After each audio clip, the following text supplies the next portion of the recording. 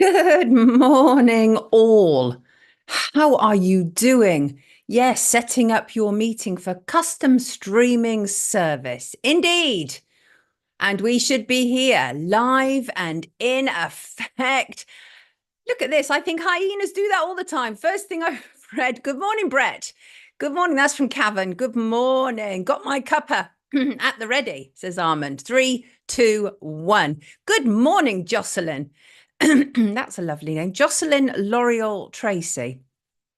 Healing the silence. Good morning to you. Grand full moon rising, Shin. Heidi hi, campers, says Anon. Morning, Armand. Good morning to you. Morning, Veggie Wise. Was sunny but heavy clouds. No, that's miserable. Morning, Marsh Girl. Morning, Jacqueline. It's live, Jim, and good morning to you too. Good morning, Craig. I'm in the mood to cause trouble today. Oh, so nothing different then, Craig. Right, got you. Morning, Pink Diamond and Merv and Jilly MC and Jeremy and Wee Fat Shug.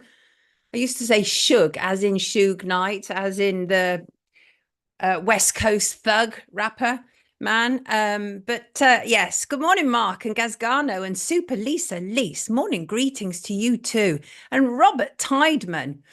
And on we go. How are you all? Well, that was a mad week, wasn't it? Wasn't that pretty insane? Morning, Amy and Julie.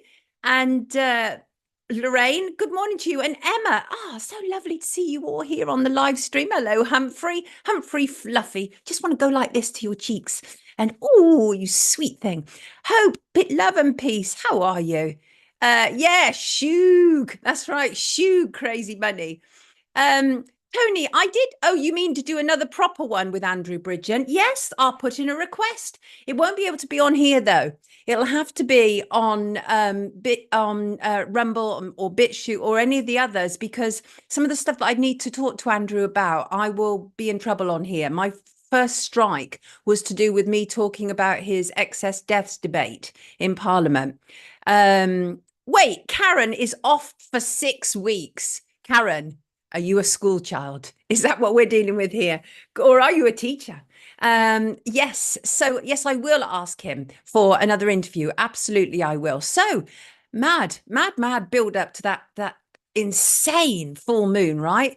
The second survived the second one, the second Capricorn full moon in a row. I'm feeling empowered. I am. New week, new dawn, even more kick-ass. Let's do this, right? And as I say, it was a mad week, wasn't it? We had police abusing residents in Coolock in Ireland. We had Roma's rioting in Hare Hill in Leeds. We had a global IT outage. And on Friday, I told you that my US presidential source had told me they had now entered Operation Abandon Biden. I said that on Friday, right? I said there's going to be meetings this weekend. Anyway, they did have those meetings this weekend. And guess what? Biden headed right out the door, just as we knew he would round here. My source was spot on right, which is fantastic, because oftentimes one's sources are not always spot on right, but on this occasion, phenomenally so. What are your thoughts about Biden saying, okay, I'm out? What's going on? What are your thoughts about that, lovely people? Talk to me in the chat. Dr. Kim Pirelli says, you need to interview, is it Geroyd Murphy? Never heard of him or her, but happy to. Sleepy Joe resigned. Hilarious, right? And end of a 10-year karmic cycle. What? No, don't say that, because that's freaked me out. That's too weird. That's really too weird. Hope, love, and peace. That really is. Shin said, told you Kamala would run. Now they will probably have a state of emergency and she won't even need the votes. What's that expression she always says? Isn't it something like, and everything we ever were going to be, or something like that? She says it all the time. Only right choice from Biden, and about time, says Drumstick. Project Abandon Biden. Goodness, he should have left long ago, says Healing the Silence. Indeed. They're all actors, said Brett. Which Biden? I think there are 4, says Suzanne. Suzanne is in a mischievous mood today. I can already tell. Morning, Peter. Morning, Paul the Hat. Biden it was very overdue. How can he be a president in his state? I know. How can he be a president of the United States in his state? Indeed. Unburdened by what has been. Thank you. We love F1. That is it. Kamala Harris says this expression all the time.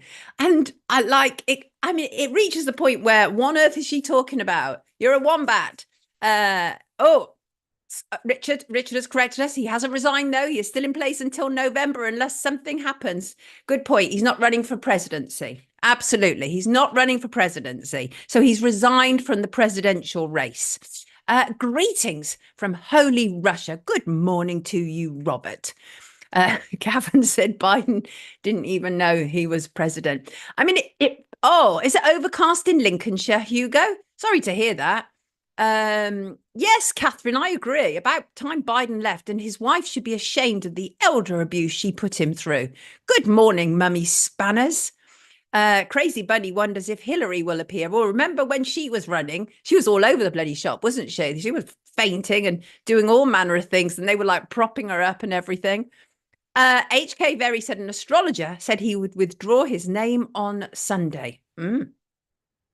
That's interesting. That's interesting indeed. Talking about on Sunday, anybody, I mean, I don't watch it, but I can see that where we're heading in terms of that UK COVID inquiry, the sort of outcome of it. We all know what it's about. Obviously, we had a report last Thursday, and there was all these recommendations. And what we're seeing quite clearly is that the ministers who were involved in this are going to get a smacked hand.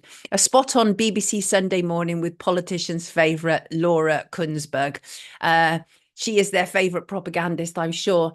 And so Baroness Hallett, who was responsible for the inquiry and the report, criticised the pandemic response. And Jeremy Hunt, one-time health secretary and a man who had previously been involved with a book about privatising the NHS based on the American insurance model. Well, he put his hands up, right?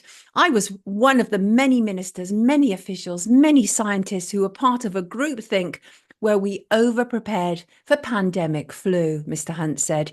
We didn't think about other types of pandemic, and we should have challenged that groupthink. You should have challenged that groupthink, Jeremy, but not for the reasons that you're saying you should have done, and you know it, right? You should have challenged whether it should have happened in the first place, right, mate? And this is the way that they're going to crawl out of it. This is literally the way they're going to crawl out of it, and I knew it. We all knew it. We knew that this was the way of solidifying the official narrative. This is what happened.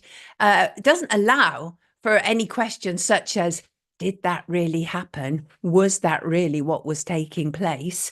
Doesn't allow for anything like that because the terms of reference were just so incredibly narrow.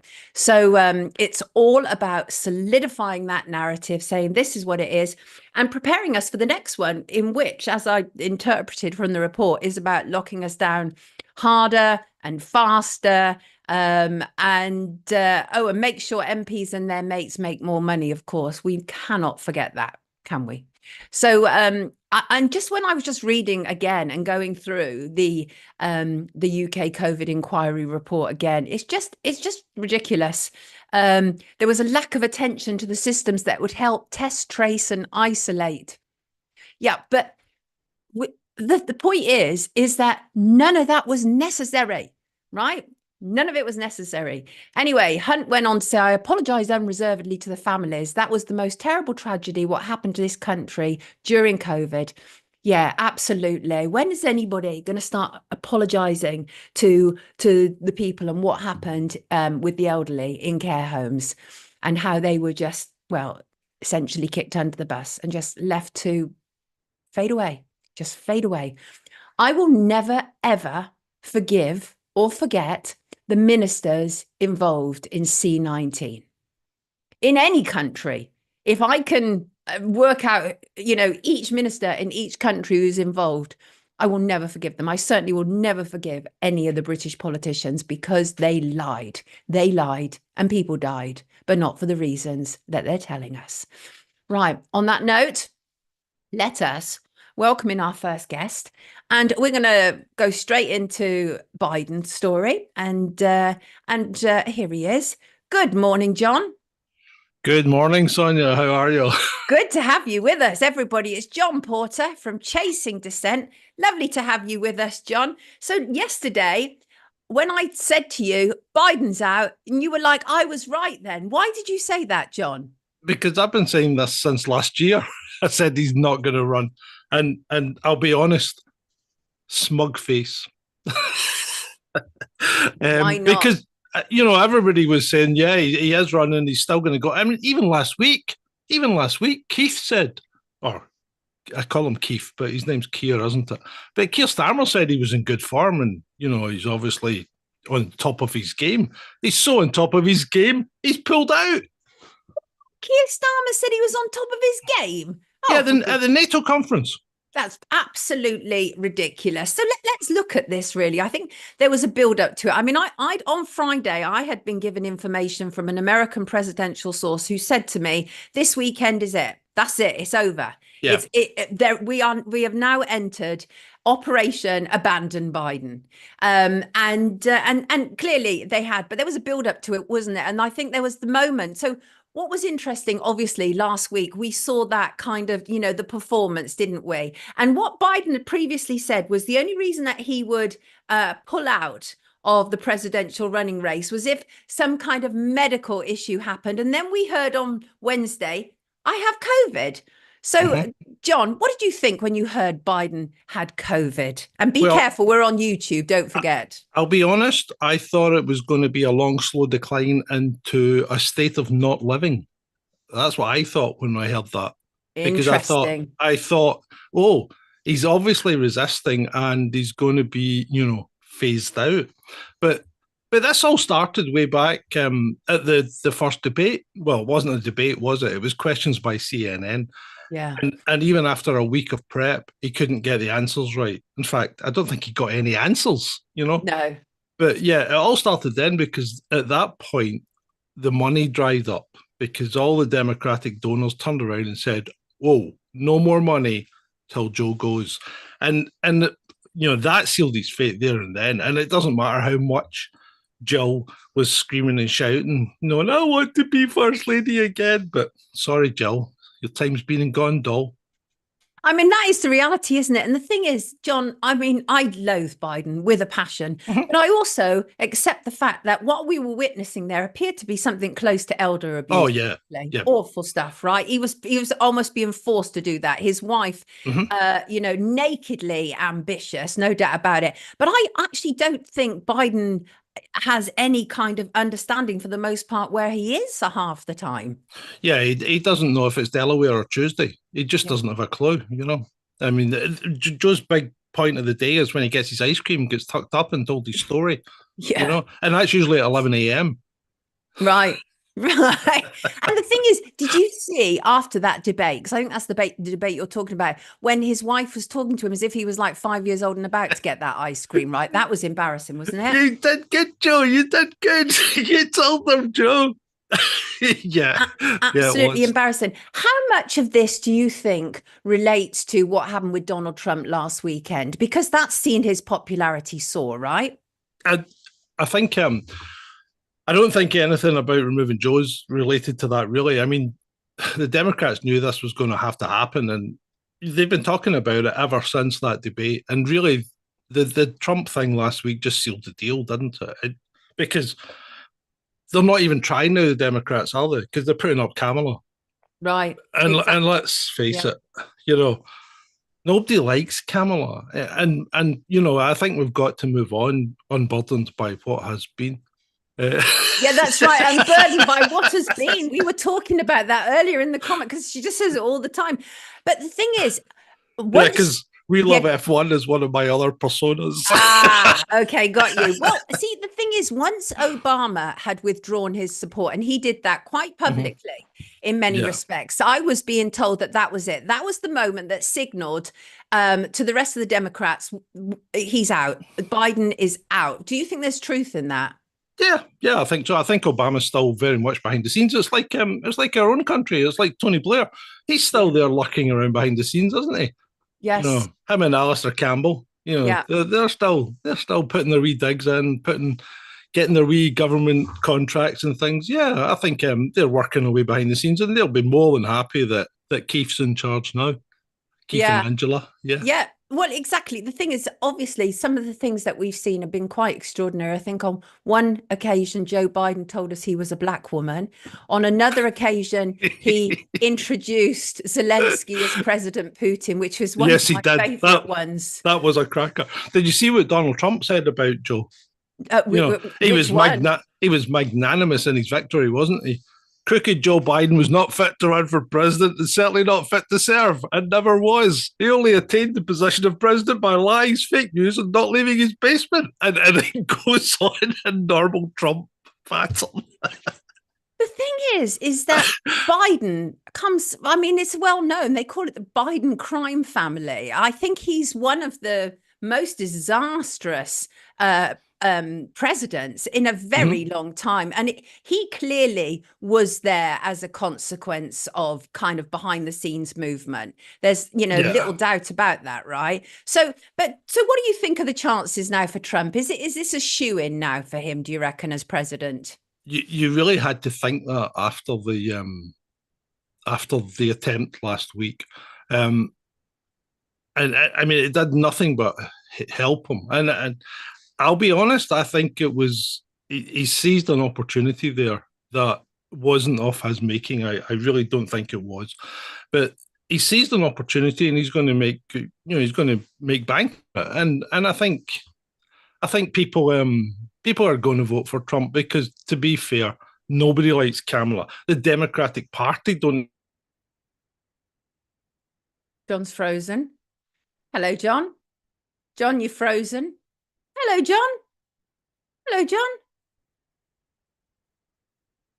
John frozen for everybody. Has John frozen for everybody? I think so. Right. Let's see if we can get him back.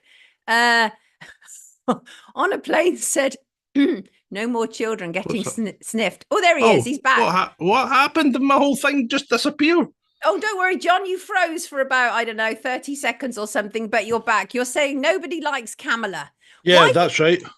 So what's that, John? What's this? Grand full moon rising. We hear and see you. It won't be Kamala, says Hugh. So do you think that for certain Kamala Harris is definitely not getting in?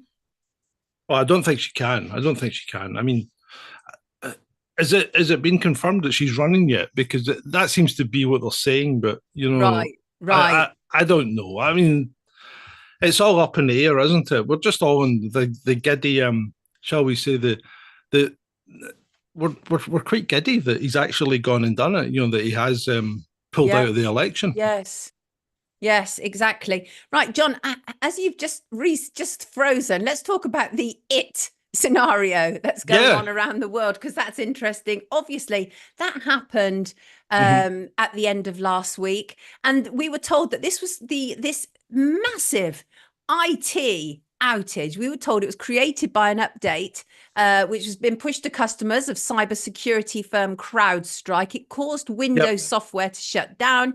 It prompted travel chaos, train station problems. It affected GP appointments, hospital appointments. It affected money terminals. John, what were your thoughts? Is this not everything that we've been warning against? Well, yeah, but this is just incompetence on a grand scale, and it's incompetence on a number of points. One, Microsoft have allowed a third-party security company to have kernel access. So kernel, it's like it sounds, it's the really good bit inside the nut.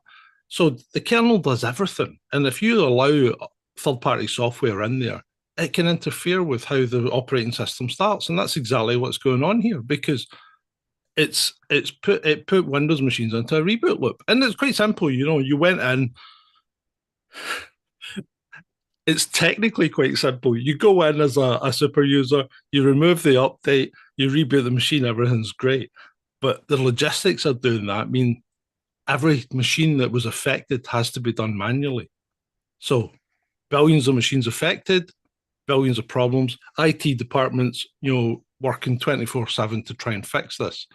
Now, that's just how it happens, but the guy sitting on Linux servers and machines and the guy sitting on Apple, they're all sitting smug, we don't use it. We don't need it, you know? So yeah, it's a monumental screw up. CrowdStrike have made an error, and you know, you've got to look at, when you look at all the DEI adverts, you're thinking, you know, just hire the best people for the job, not necessarily those with the right other qualifications, shall we say. What, like being white and male, do you mean, John?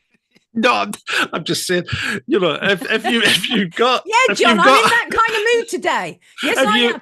They called it a digital pandemic. That's what they called it. That's what the headlines are saying. oh, And nonsense. and some of my favorite pictures that surfaced online are brilliant. Due to a worldwide IT outage, we can only accept cash until further notice. And these are in shops that only accept cards. Absolutely wonderful. People, you need cash. I'm down to £1 now in cash in front of me, but it's still cash. You need cash. But here's the thing, John, is that this is not for the first time. We get this a lot. We get bank glitches where people can't get their money out, whether it's by accident or design. Surely the take-home message for everybody should be that we need to look at our utter dependency on digitalization. I used to work for a bank. Did you? I cannot imagine you working for a bank, John. As an IT project manager. Yeah. Shut up. Did you really? Yeah, I'd done IT since, I did IT from 2000 right up till 2020. In fact, it was a bank contract I was on that had just been renewed for another year for a major high street bank. Then the pandemic came along and we all got laid off because I was a contractor. But yeah, and nothing a bank does to stop gaining money is by design. I can assure you of that. They have one focus, and that is make money. And anything that gets in the way of that gets run over, you know, with a 10-ton truck, because they are ruthless to the point. Oh, I mean, IT departments and banks, you get shat on from a great height if anything interferes with the bank making money. Well, that is interesting, because would this have interfered with the bank making money? Yeah, because the markets went down as well. Some of the markets have a big problem.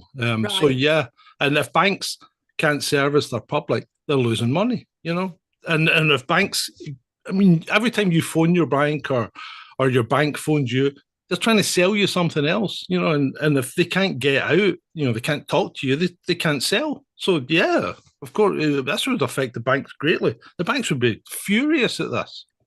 So, but this, we have to learn from this, because obviously there's the absolute drive to turn us into a cashless society, central bank digital currency. Yeah. We need to fight back. What should we be doing about this now? Never have any more than 500 quid in the bank. Wow. Never have any more than 500 quid in the bank. Former bank IT worker. Very serious words there, people. Never have more than £500 in a bank. Wow. Wow. Right, John, let's finish on a funny, right? You brought it to my attention. It is funny.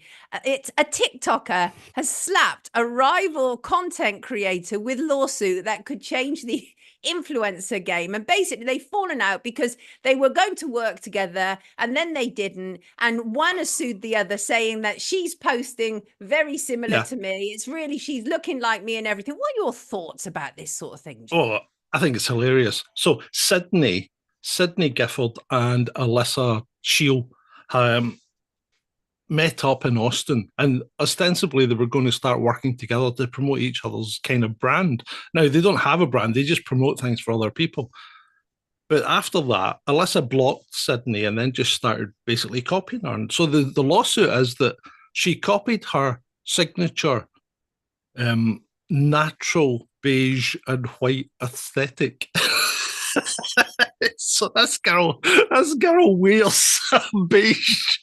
She wears a beige top, beige shorts, and white cowboy boots. So the other girl started wearing exactly the same thing, and then she just started copying her posts and putting more or less the same content up, advertising all the same products. Now the thing is, both of them get paid by the people that they're advertising the products for. Right. So everything is going to look similar, but this girl just taking it to the nth degree, and it's just copy. But the problem isn't so much that she's copied her, it's what does it mean for all these other influencers? Ooh. Because if this lawsuit goes through and she wins, then an awful lot of people that copy other people are going to be, you know, won't be able to do it. And the good thing about Chasing Descent, shameless plug, is that plug. we don't copy anyone. No, I don't either, which is apparent. Exactly. In fact, yeah. well, today's show is actually going to end on the importance of individuality, which is what we will get to eventually. But the thing is that these content creators are not individual, especially on TikTok. They repeatedly take each other's skits and work off of them. So that's kind of like all part of it. They use the same music. I mean, it just goes on and on. So this could actually set quite a dangerous precedent, couldn't it, in some respects? Yeah, it could, especially in the States, because they're very litigious anyway, aren't they? Yes. So, if one wins, then the rest will just, they'll follow on. Yeah, ridiculous, very ridiculous people. We are watching something with a lot of silver in its circuit boards. What on earth does that mean?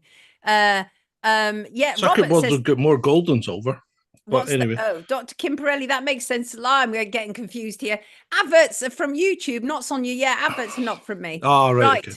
Oh, they're going on about adverts. Well, not they, some are. He means savings.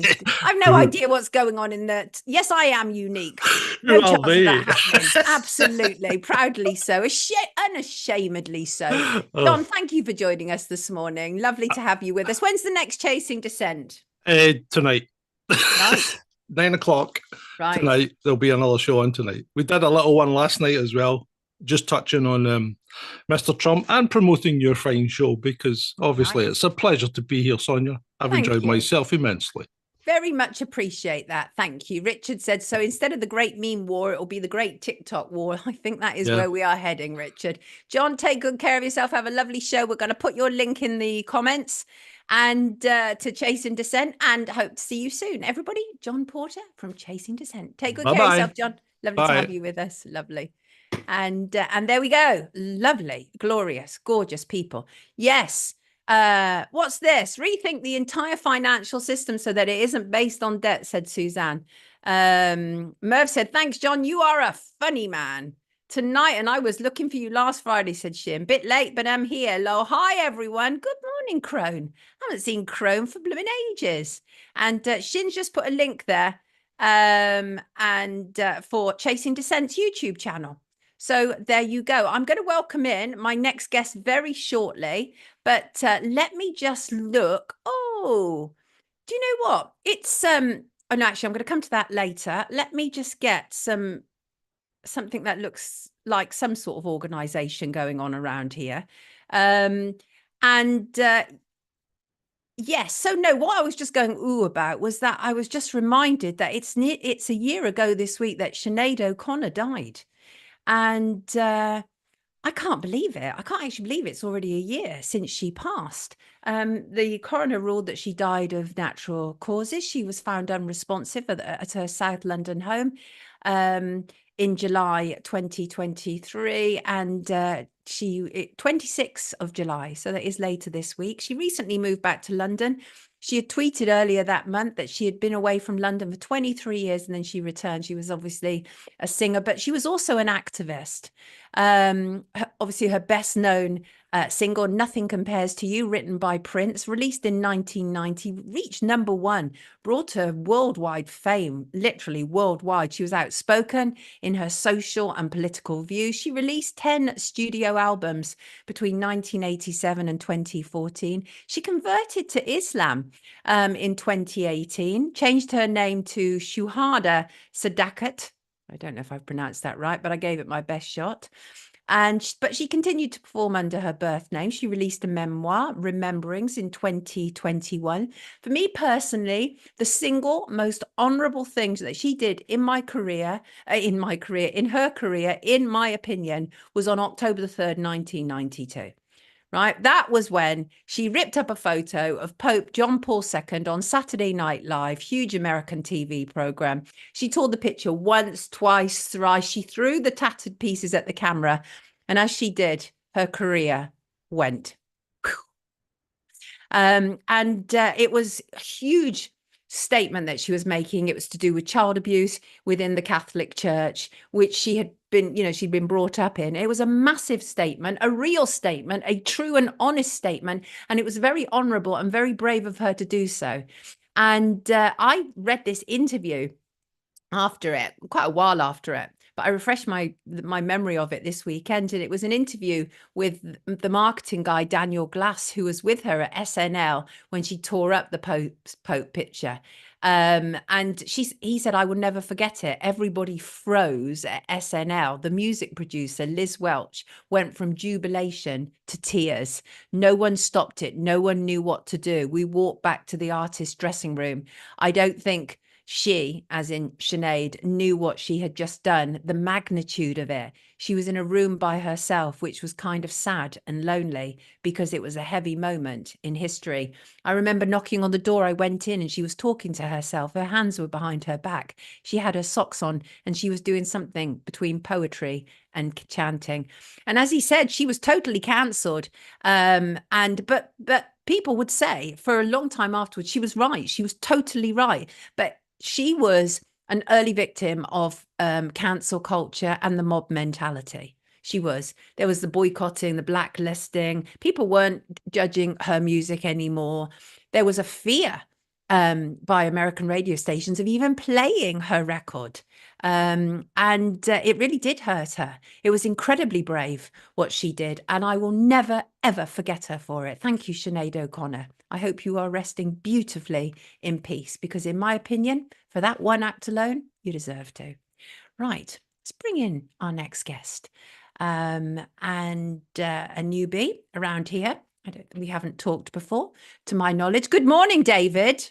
Good morning, Sonia. How are you doing? This is David English, everybody. He's a writer. He promotes all things English, as you can see behind him. Yes, English by name, English by nature. Very proud with those flags behind him. Good to have you with us, David. I'm always interested in talking to people really from all over the world who have pride in themselves, in their nation. And we often talk around here where by being English, we've been taught not to have any pride. In fact, to have a level of shame about being English. Would you agree?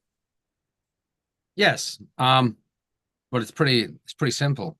You go back to communiques in the Communist International in the 1930s, and their two main goals after the First World War was the collapse of Britain and the British Empire and its finances, and the collapse of America. So they're the only two nations in the world where you're not allowed to have patriotic faith, because they are essentially the last stalwarts against global communism.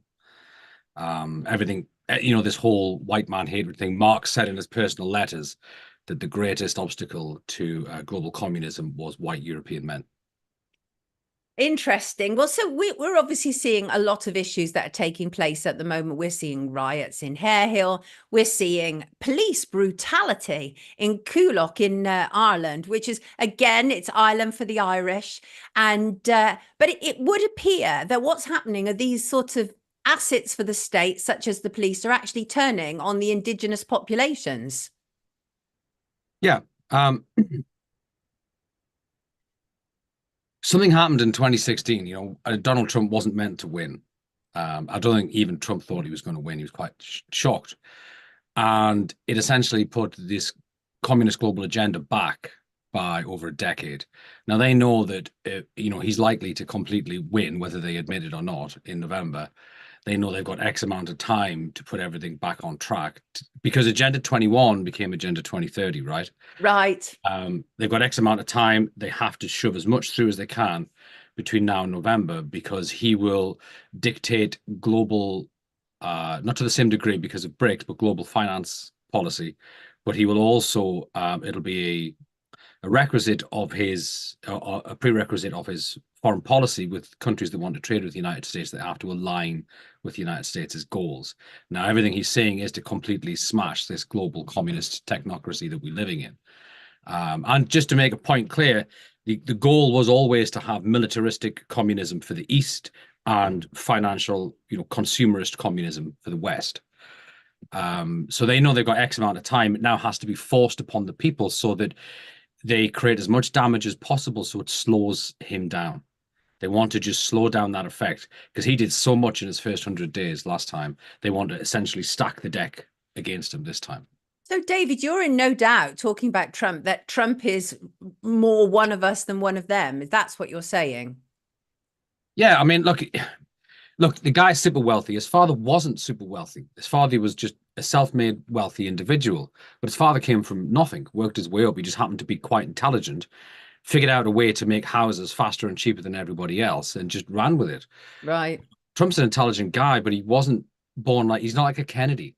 He's not from that. No, I understand. You know, he got given a lot of assets when he left his, you know, his father. But you got to remember, this is a kid who, at 16 years old, was sent round to collect rents in the Bronx, right, with a local heavy, because they were having guns and knives pulled on them. So it's not like he's grew up in this sort of Ivy League clubhouse existence. He grew up on the streets. He knows it. And he can mix with either side. He can move between the stratospheres of society, but he's not detached from the common man. He enjoys the same pleasures that we enjoy. And this is the mark. It's not whether they've got money, it's whether they can relate. Do they enjoy the common man's pleasures? Do they enjoy what we enjoy? He enjoys his baseball. He enjoys his football. He enjoys his military. He enjoys his family. He enjoys McDonald's. He enjoys a meatloaf. So He he's enjoys all of relatable these to the things. masses, isn't he? That's the thing. He's relatable to the masses. I mean, it's interesting, isn't it? So, but here's the thing. So David also didn't bring you on to talk about Donald Trump, although it is interesting. I'm very grateful to get your take on that. But the one thing that absolutely does my head in, which I'm sure that you and I will agree on, is the sheer amount of money, taxpayers' money, British taxpayers' money that is being sent out of our country. And last week, Sir Keir Starmer began his place in British Parliament, new Prime Minister, by essentially setting out exactly how much money is going to be taken out of the country over the next year. And just some of these figures are eye-watering, though, David. He's actually committed to, he said UK will give Ukraine 3 billion a year for as long as it takes, he said, for as long as it takes. That's just the starters, though, David. And then we heard a package of 84 million for funding in Africa and the Middle East. What are your thoughts about the sheer amount of money that is leaving our country? Well, it's treasonous, and it's all the more a shame because we have a perfectly good tower going to waste in London as a tourist attraction that should really be repurposed for other uses. But I think the first thing that public have to do is it needs to be reframed, because it's not aid. This isn't Live Aid. This isn't Bob Geldof. This isn't Blue Peter appeal to build a well. This is essentially paying money to foreign warlords, and that's what Ukraine is being ran by now, to either further our corrupted interests or to stop them from meddling in our corrupted interests. And you will find that whatever country the money is assigned to, there will be a politician from that party who is involved in the lobbying for that money assigned to a consultancy to receive some of that money back to consult on how it should be spent.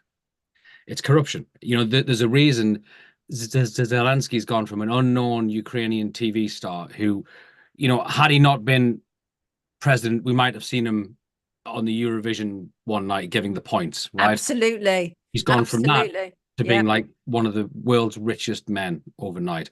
Yeah. There was a story that came through the newsroom when I did that, and we couldn't report on it because we couldn't get a first-hand source on it at the time. But his wife, after the initial 80 billion given by the US, his wife was caught at the Hungarian border with hundreds of millions in actual cash, trying to take it out of the country.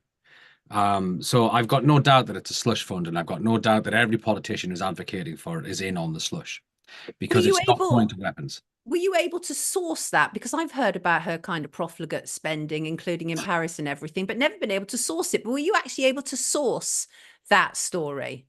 So at the time, as it was, we tried to get the first hand in time for the deadline, and because it came through quite late in the day, and we only had about an hour and a half, and we just couldn't find it. But I've got absolutely no doubt that it's happening. I mean, there definitely seems to be a problem. And I hate that they've turned him into this sort of movie star, haven't they? How many, you know, presidents or politicians are beamed around the world at award ceremonies. And that's what they've done with him. I mean, you know, he was one of the very first people that Sir Keir Starmer felt the need to touch base with. I mean, it's extraordinary, isn't it? But I don't think it's so much his power as the power of what he represents. Would you say that was fair? Yeah, it's not him as such, I mean, the only power he runs on is cocaine. It's Oh, not him. It's not him as such. It's the globalist interests that he represents. He's just a puppet. Look, if he really screwed up, he'd be dead. He wouldn't last 6 months. They'd have him executed because he knows where too many bodies are buried. And I think right. he's literally there because he's insulated globally. I think if that global insulation fell away, I think his own generals would have him taken out. What do you think it means when Sir Keir Starmer said for as long as it takes? That sounds ominous to me. Yeah. Look, I've long suspected that behind the almost affable, inoffensive facade that he has lies something a lot darker and a lot more sinister. I think if you look at the goal of any socialist organization is to further the aims of communism. Um, they do believe in gaining power and keeping it for eternity. This is because they cannot see a world vision in which their point of view is incorrect.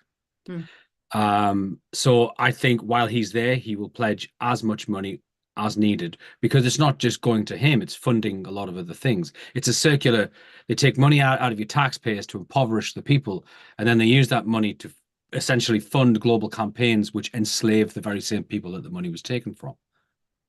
David, as a proud Englishman, what did you think when, at the recent general election? Was it literally like the handing over of power from one globalist to another, or are they really different? No, not at all. They're very good friends, which they shouldn't be. If that was my opposing individual, I'd be eviscerating him on every opportunity I could get, whether publicly or privately. I don't understand this. Um, maybe if they just don't have enough competition within them, but it seems very, very odd. It is a passing of the torch, and I think the civil service is deeply entrenched. It is a political organization that they will stall on certain parties' wishes and then acquiesce them on another, even if they're the same wish. I thought Yeah, the election was interesting given the fact that only 1/6 of the eligible voter population voted for Labour. right, right. I don't think they can hang on. I would be very, very surprised if they get beyond 2027. I think they're going to be beset by crisis after crisis after crisis. It is, in my opinion, the lowest IQ cabinet I think I've ever seen in British Wow, history. wow. And I don't think, and look, I'm a centrist. I'm not against leftist ideas. I'm against communist ideas and socialist ideas. I hear you. Not against left-leaning ideas. Yes. And I'm not a hard right guy either. Every personality test, every political test I've ever done, I'm literally 1 degree off the center. Right. Um, But there is an so, yeah. assumption, isn't there? It's very interesting you say that because there's an assumption that the moment that you come on and say, look, I'm, proud Englishman, that I believe that we should be doing more for our country, there's an automatic assumption that you must be far right, that you must be a racist, that you must be a bigot. And that's clearly not the case. I mean, that you're saying, no, I'm a centrist for goodness sake, but I can still have pride in who I am and where I come from. Yeah, I mean that's a big rabbit hole to unravel, but essentially, national pride in Germany in the mid 20th century almost completely wiped out communism, and it's the one thing that they fear. I don't think people. It's not really. That part of the war is never really retold. So in the continent during the war, it wasn't known as the Second World War. It was known as the War Against Bolshevism, and they almost completely wiped out communism from Europe.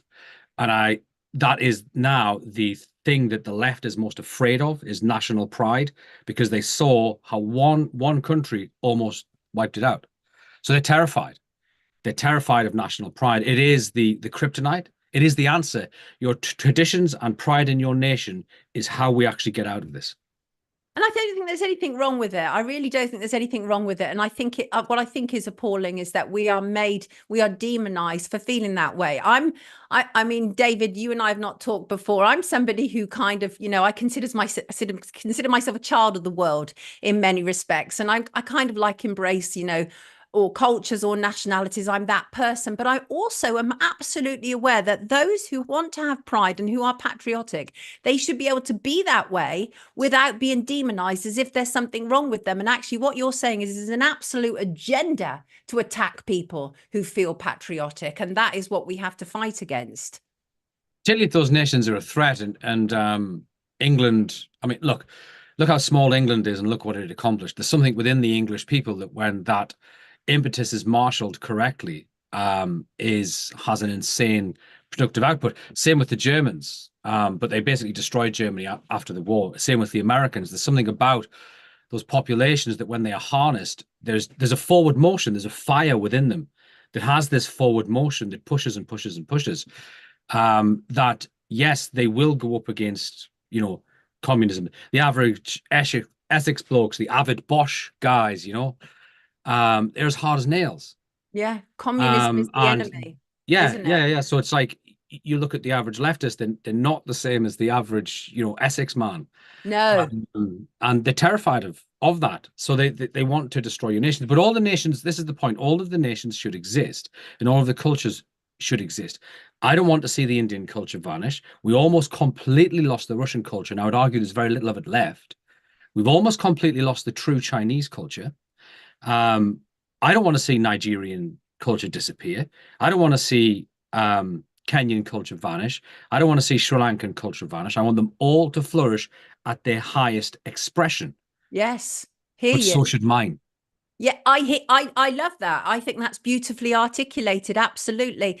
Let me read you some of the comments that are coming in. They're going so fast. Bear with me. I just saw one that I wanted to read out for sure. HK Very said, I'm British born Indian, and I think we should support the country we live in. I hear you. Patricia said, I think David is right. We should be trying to come together as a national community. Community is the nemesis of the Tories. And that is the thing, is that there's so much division that is being created between us when in fact, one of the reasons that there is that amount of division is it keeps us distracted from looking at who's really attacking us, right? And who's really harming us. It's deliberate, and quite often they will give a pass to that which isn't. Look, it's so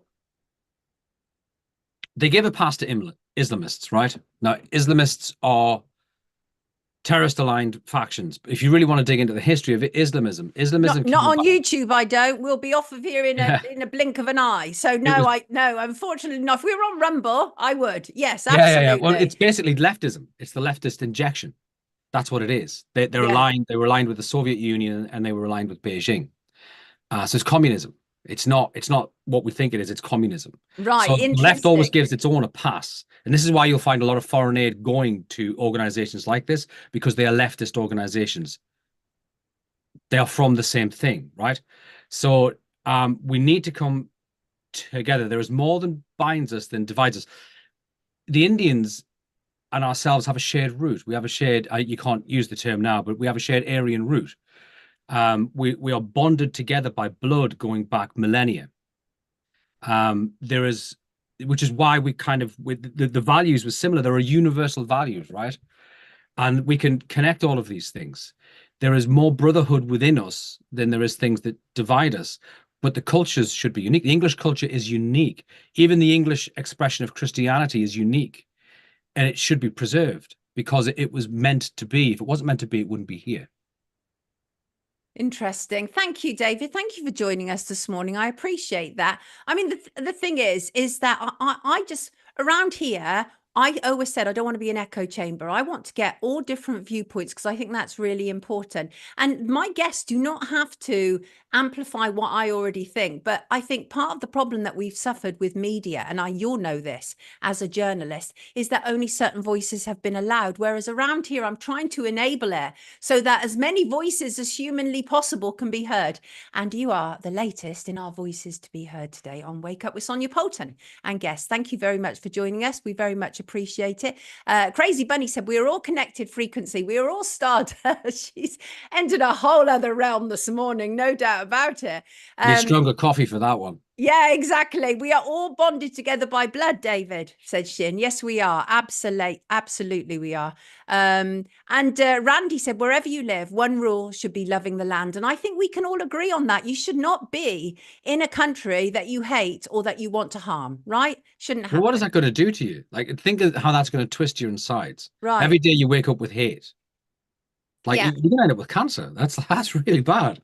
Yeah, absolutely. And Rowie said, issues abroad, who cares? Nobody, that's the thing. Again, I think some of the people are angry that our focus, not our focus, but the focus of our politicians with our money is about taking care of other situations on a globalist stage. And we're all bloody sick of it, frankly. Merv said, thanks, David. I hope to see a lot more flags like yours on Saturday in London. Yes. Right. Okay. Thank you very much, David Thank you English. very much, And Heal Sonia. in the Silence. We are one. We are one. We're all bonded. Brooke bonded. Got you.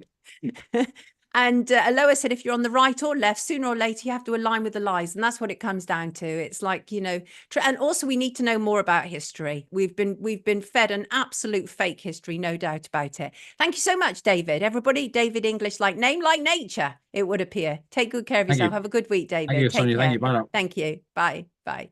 And there you go, people. And so here's the thing. Rowie said, yeah, David, get your eyes off the global stage. You wouldn't last there. But so obviously some people in the comments, some people agree with what David has to say. Some people are upset with what David has to say. But that's the way it goes, you know, is that the aim around here is, as I said, is not to just kind of represent one viewpoint, but numerous other ones. Quick impersonation. Who am I?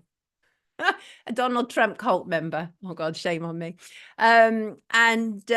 Yes. Short order cook, right? Imagine how it would be if the focus was to fix things instead of destroy them. Yes, blind hipster, hip shaker. History is written by the victors. Yes, it is. They don't care what side we choose, just so long as we do. Exactly that. Land is where your feet are bound. Shin said, David said nothing upsetting, not just now. No, but the thing is, immediate. Did you like that drum? Did you like my impersonation? I know I'm naughty, aren't I? I'm naughty, I know. Pink Diamond said, the things I don't hate being English or England. I just think it's embarrassing sometimes, especially when England loses a football game. I hear you. Yes, says Dr. Kim Pirelli at Beyond Belief. The establishment has manufactured a history for us over the centuries. Cavan said, being upset doesn't make you right or wrong. Good morning, Choose Love. Sonia went full 10-gallon hat, said the Count of St. Germain. I have no idea what that means. You can't win a rigged game. Diane says, thank you, Diane. Oh, God bless the people of this house, says Kenneth, Noel, Gabriel, is it Kuran, isn't it? Now, Ken, I've talked to you before, haven't I? Catherine said, the stories told to us under the guise of history is written by victorious winners of divide and conquer culture. King said, Sonia's. Simon Cowell is on the phone. We all bleed the same red blood. Thank you, Diane. I appreciate that. Morning, Anne-Marie. Good morning to you. Yes, a very discreet ear bandage, says Brett. At 10 o'clock, I will be welcoming in the very lovely Intel lady.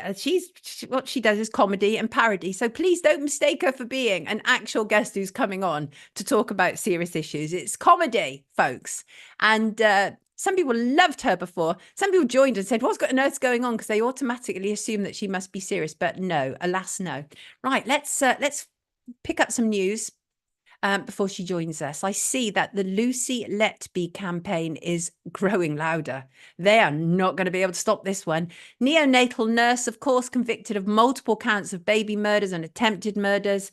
And what we're seeing over the weekend is former Cabinet Minister David Davis is going to be spearheading a Commons campaign raising questions about the convictions of Lucy Letby. Growing number of experts are expressing very serious concerns about the case. And the ex-Brexit Secretary plans to table a series of questions under parliamentary privilege. And there is a huge amount of disquiet within the NHS and the legal profession about this case.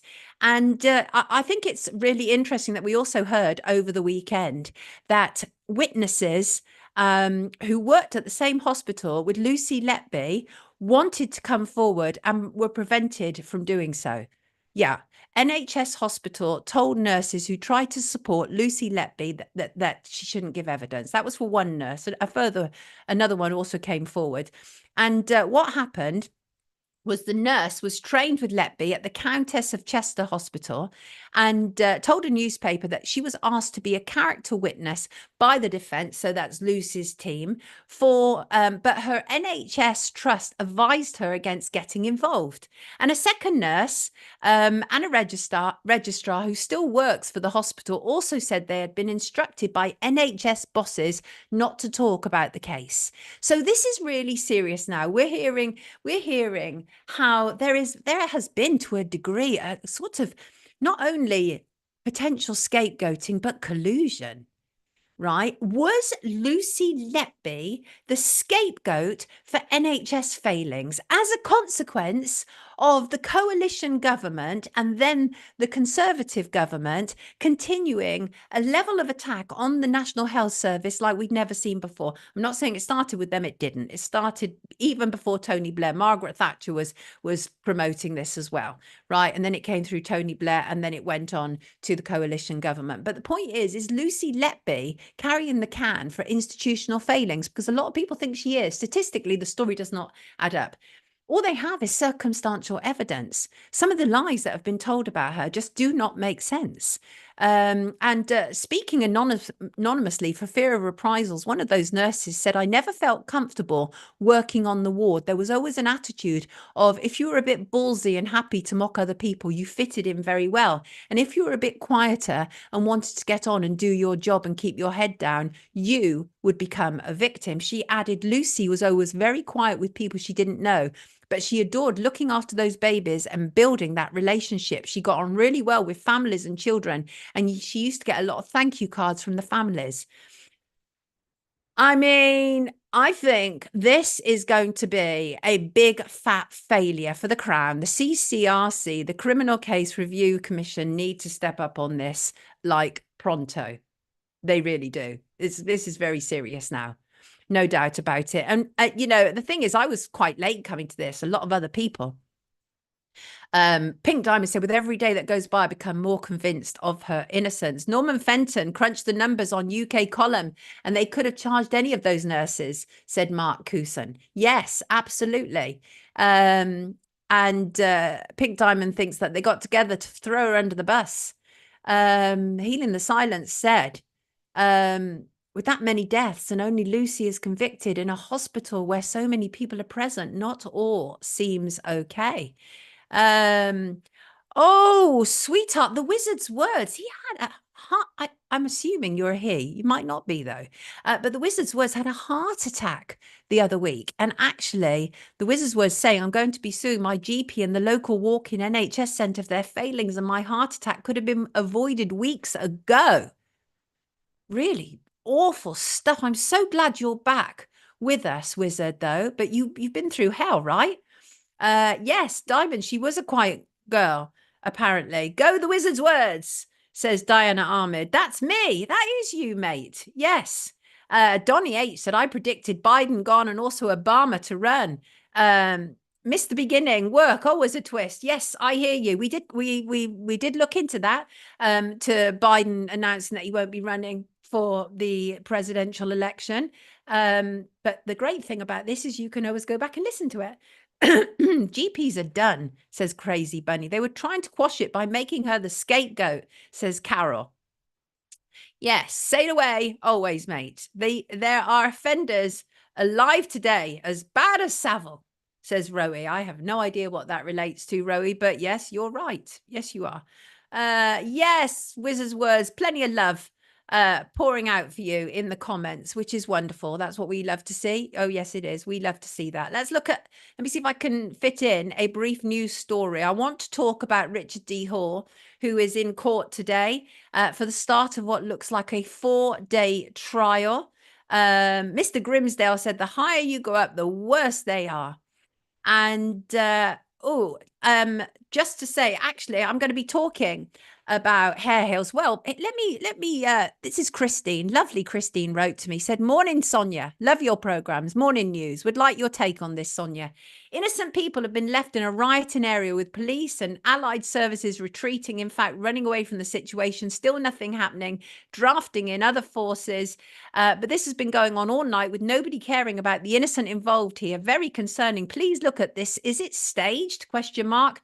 For other issues, this is about hair heels that lovely Christine is referring to. Starmer is more concerned about his international issues. Absolutely right. We just discussed that with David English, not what is going on in our streets in my beloved Yorkshire.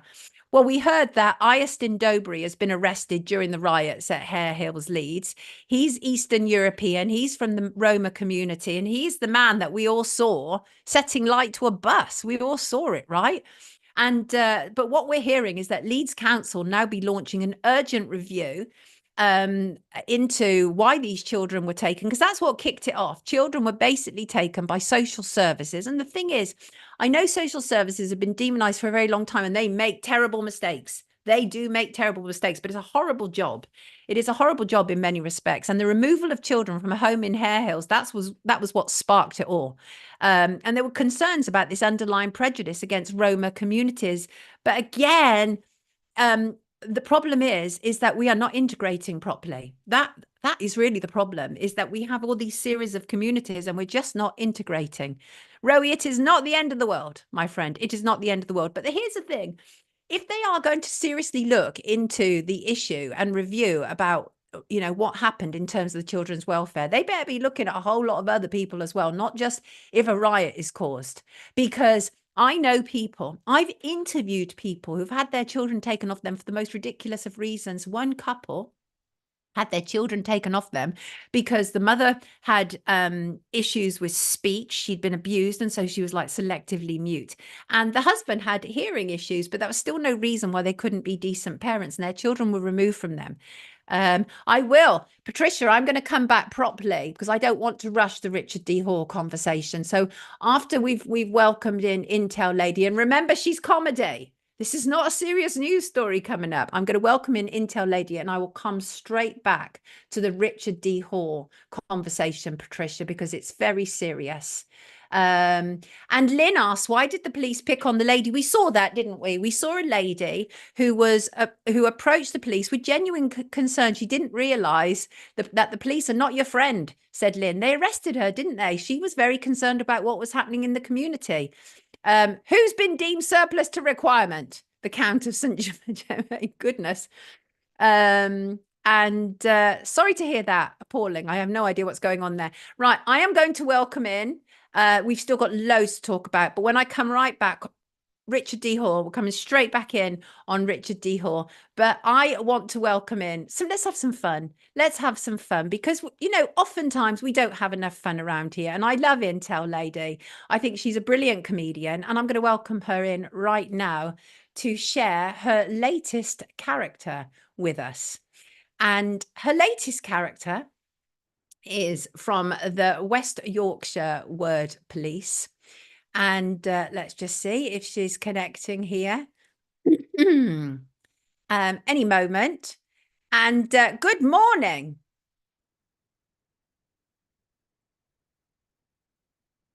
Good morning. Good morning, Intel Lady. Hello. Hi, Sonia. How are you?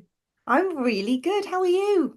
Well, I saw your latest skit yesterday. I thought it was absolutely brilliant. And I just prepared everybody. I said, it's not a serious news story coming up. Because I remember last time when you were on, people were confused. They were like, is this a serious news story? It's like, no, we are allowed to have fun as well. But you did a brilliant skit of the West Yorkshire Word Police. And I just thought it was absolutely brilliant because it actually taps into all the things that we're all seriously concerned about, right? And that is this whole idea that we're being criminalized for our words and for our thoughts. So your latest character is Sergeant Karen Barton, a Karen.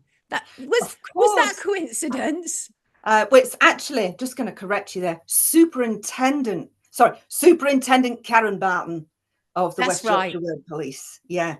Superintendent Karen Barton. And Karen Barton is, well, actually, I'm going to address you as Karen. And Karen, you are deeply concerned about the rise in misinformation online. And as you pointed out, you've seen several videos which showed peaceful bonfires being lit, much Mostly shouting, peaceful bonfires. mostly peaceful bonfires being lit, much shouting and merriment. And you want to assure the public that seeing videos like this is problematic and dangerous, can lead to a rise in far-right thinking. Absolutely. Talk to us about this character, because that is the danger. That is the danger that we are all facing as a nation, and that's what we should be focused on right now. There is a problem, Sonia, with people saying things that can be taken as offensive. As you know, words are violence, and we've got to stop that.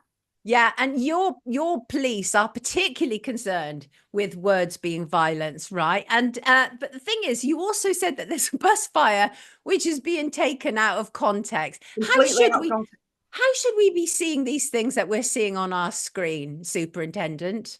They just wanted a bigger bonfire, and I think it was their right as a community. If they wanted, if Ariel's wanted a bigger bonfire, we should have allowed it.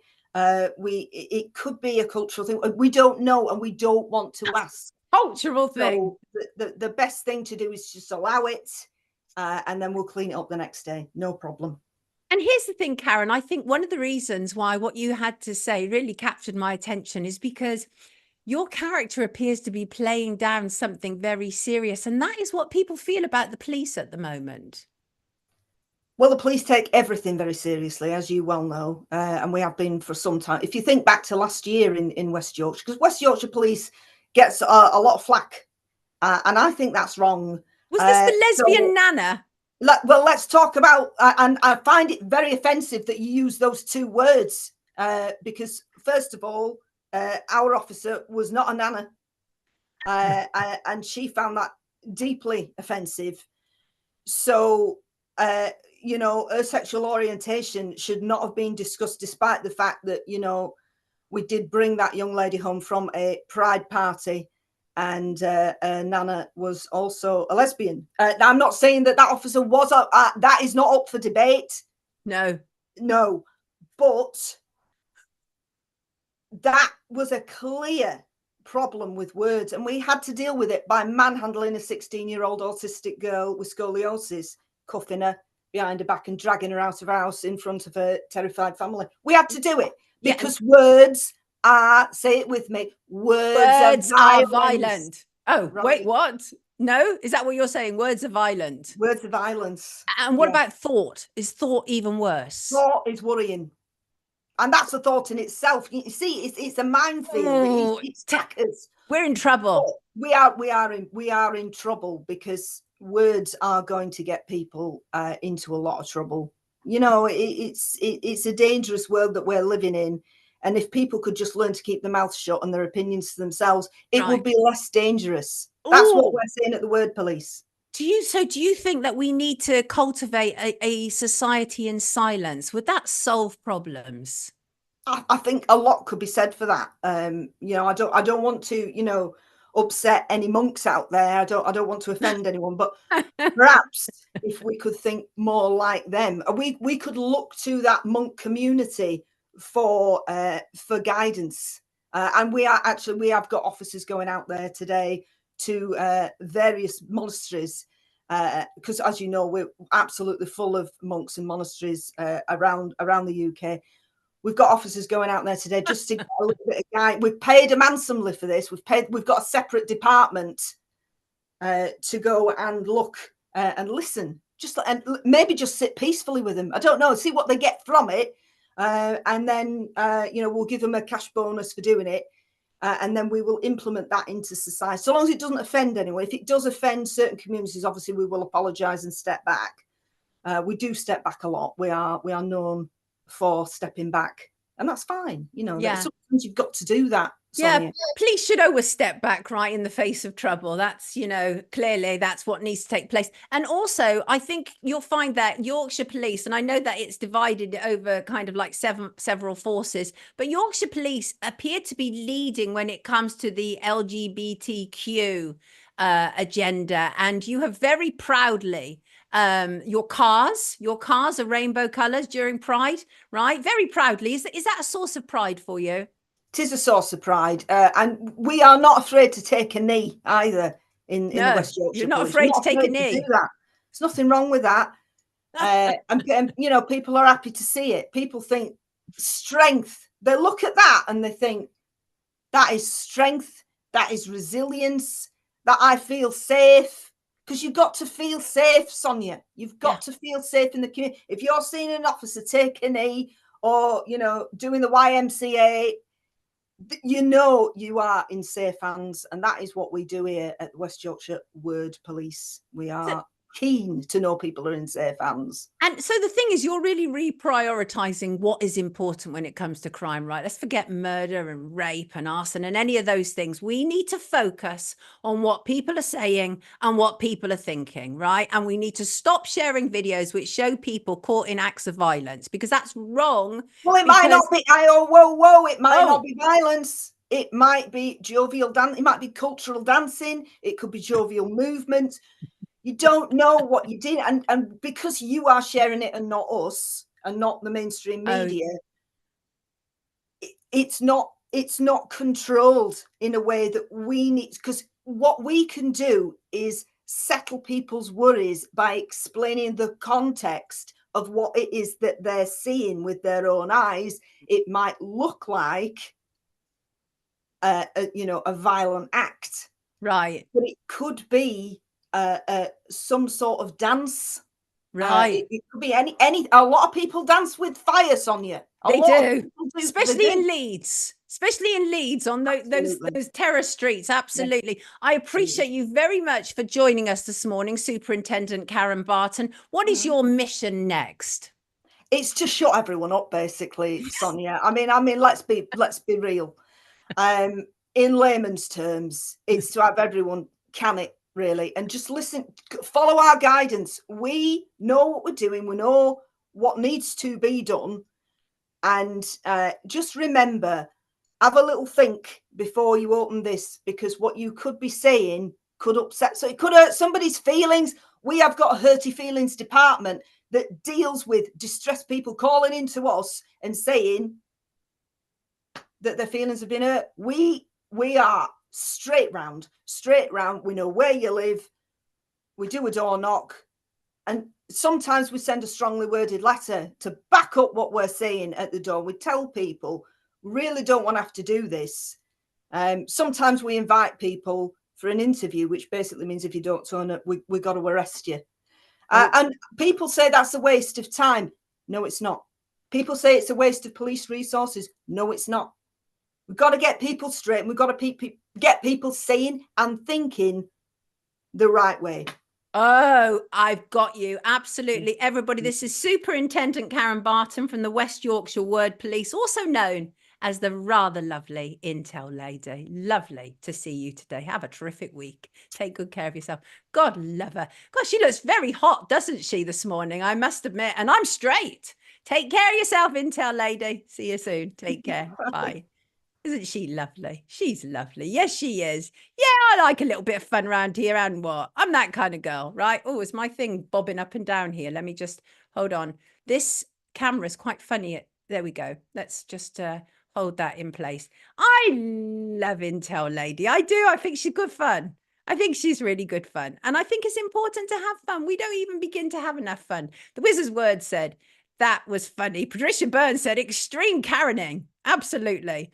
Healing the silence. Intel Lady, I have a complaint to file of you not wearing a uniform. Can I call Hertie Department? Drumstick says, good Superintendent. That was sarcasm, Chris. That absolutely was sarcasm. I, of course, am not going, although I'd love to bring on a cop who would actually talk like that, because that would be hilarious, right? Pink Diamond, new YouTube channel to watch. Absolutely. I love her. Your thing bobbing up and down. What are you saying, Sonia? It is right now. I promised you, Patricia, didn't I? I promised you I'd go to the Richard D. Hoare story. Really important. Today starts in the High Court. Let me find all my information about it. So I was looking at the judgments yesterday as well. It's not great. There it is. Got it there. So Richard D. Hoare, of course, is a journalist, filmmaker, back in court, as I say, at the start of a 4-day hearing. This is the hearing that will determine the final outcome. And the claim is brought against Richard D. Hall, who is obviously the defendant in this. The claimants purport they have claims under the Protection from Harassment Act 1997, the Data Protection Act 2018, and for misuse of what they claim to be private information. The entire claim is denied by Mr. Hall. I thought that was interesting because some of the things that they are accusing him of saying should also fall under defamation. So why are they not suing him under defamation? Now, defamation in British law is a funny thing to prove, and maybe that's why they have chosen not to go for defamation, but instead sought to get Hall on harassment and the misuse of their data under GDPR rules. And as I say, I went through, well, I think he's had 2 or 3 judgments this year. Honestly, I have to say, some of the, I mean, I'm somebody who has, is involved in judgments, and I've come out very well in terms of judgments. More on that to follow. And, but the way that they refer to Richard is really quite shocking in these judgments. His ideas are called ludicrous. He's referred to as ridiculous, and incredibly dismissive. He's told in the judgments that his observations are of no value because he is not qualified to comment. The most recent judgment followed Richard's application to appeal. This was dismissed. And this was dismissed on the basis that some of Richard's ideas, such as it being a staged operation using an intelligence asset as an alleged perpetrator. Richard said this was based on extensive research and investigation. He holds firm to the belief that the Manchester Arena incident was a meticulously planned operation involving various public sector agencies. He says, I contest the narrative surrounding the alleged perpetrator, asserting that he was a controlled intelligence asset observed on CCTV prior to the attack, obtaining materials for a device. I do not subscribe to the notion that he perished in the incident, but rather evaded the scene in a grey Audi vehicle, later being apprehended by regular police and subsequently cleared. And Richard goes on to say that his investigations indicate the involvement of numerous recruited members of the public, potentially 100 or more, in a simulated attack. Some participants were tasked with portraying fake injuries, intending to relay fabricated experiences to the media and the public. Richard said it was coordinated by a central government agency. He believes that they coordinated and orchestrated this operation. It was facilitated at a local level by the Counter-Terror Department situated at Greater Manchester Police Headquarters. Well, GMP have been in the spotlight a lot recently anyway for very, very serious problems. There was the Baird review last week, which showed how they abuse prisoners in their custody, including making one man walk around naked. They stripped him, made him walk around naked.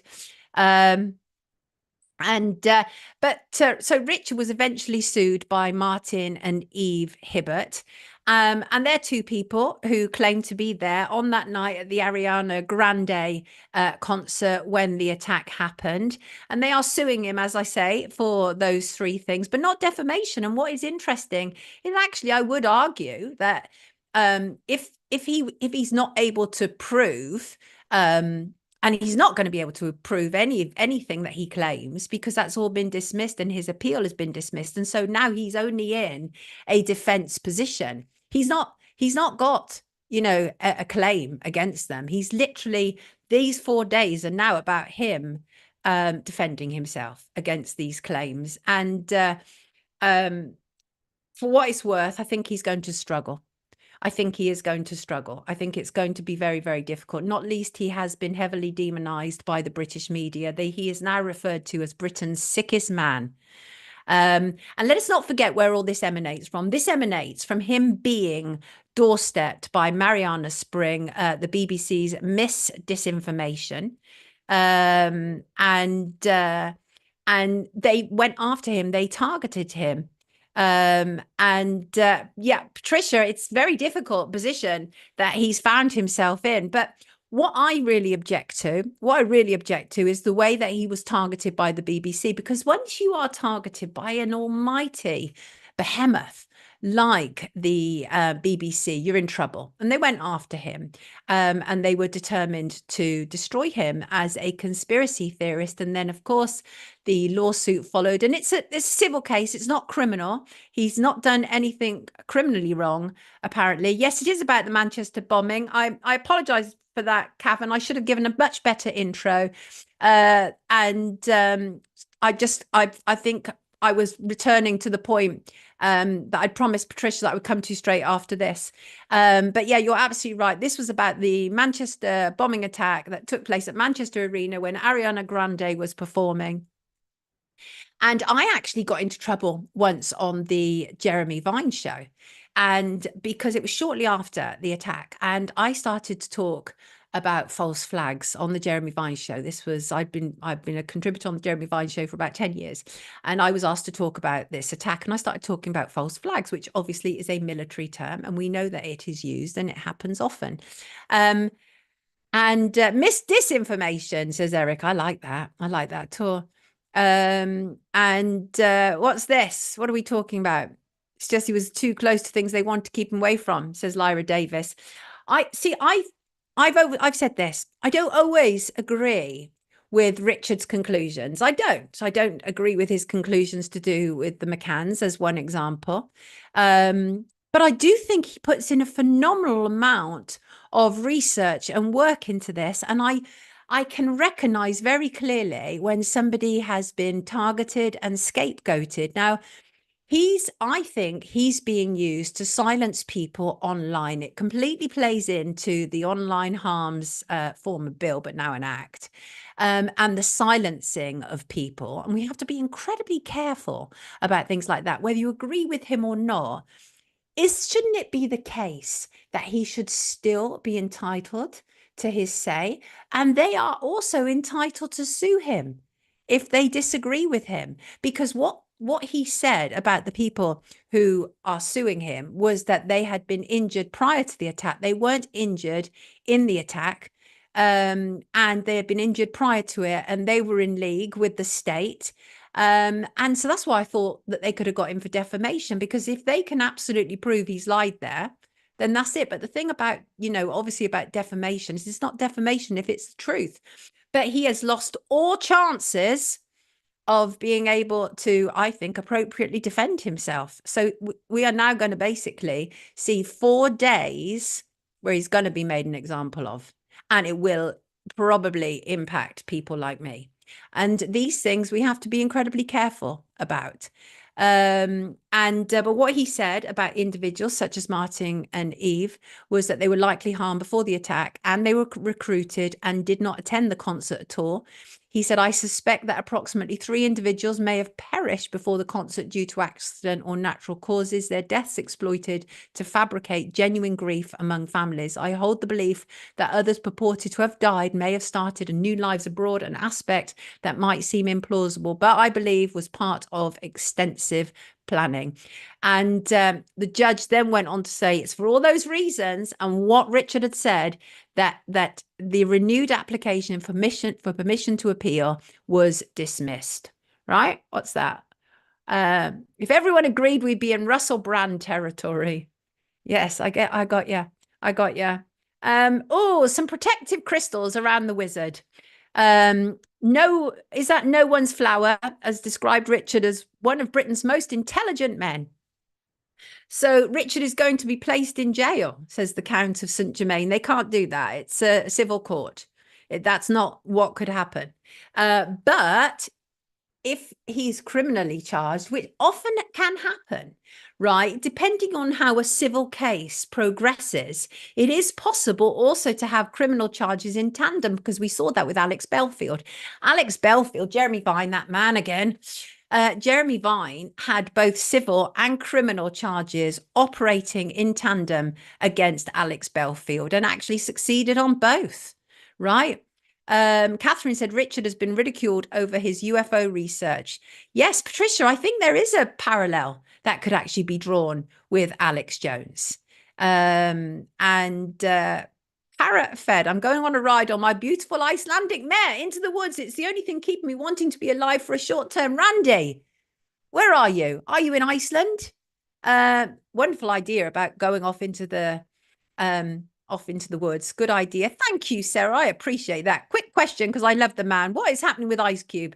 Oh, it is an interesting question. I'm going to make a note of that, and I will address that on Friday, right? Because I have an Ice Cube story. It's really funny. You should actually, that's so weird. Actually, that's weird, right, Sarah? Here's why that's weird. I'm pretty sure, oh my God, yeah, look, now you've made me freak out, right? Because I'm actually going to talk about Aaliyah shortly. And I was looking at my old transcripts from my interviews. And this is actually my Ice Cube transcript that I'd pulled out. I pulled out R. Kelly, Snoop Dogg, Public Enemy, and Ice Cube. Look at that. I might refer to some of that on Friday, right? I might refer to some of that. Denmark. Randy, you're in Denmark. Wait, oh no, I'm going to be talking about Norway. Just like they ridiculed David Icke too. Yeah, they did ridicule David Icke, absolutely. And again, as with Richard, I don't agree with everything that David Icke said. What an awful world it would be if we agreed with everything each other ever said, right?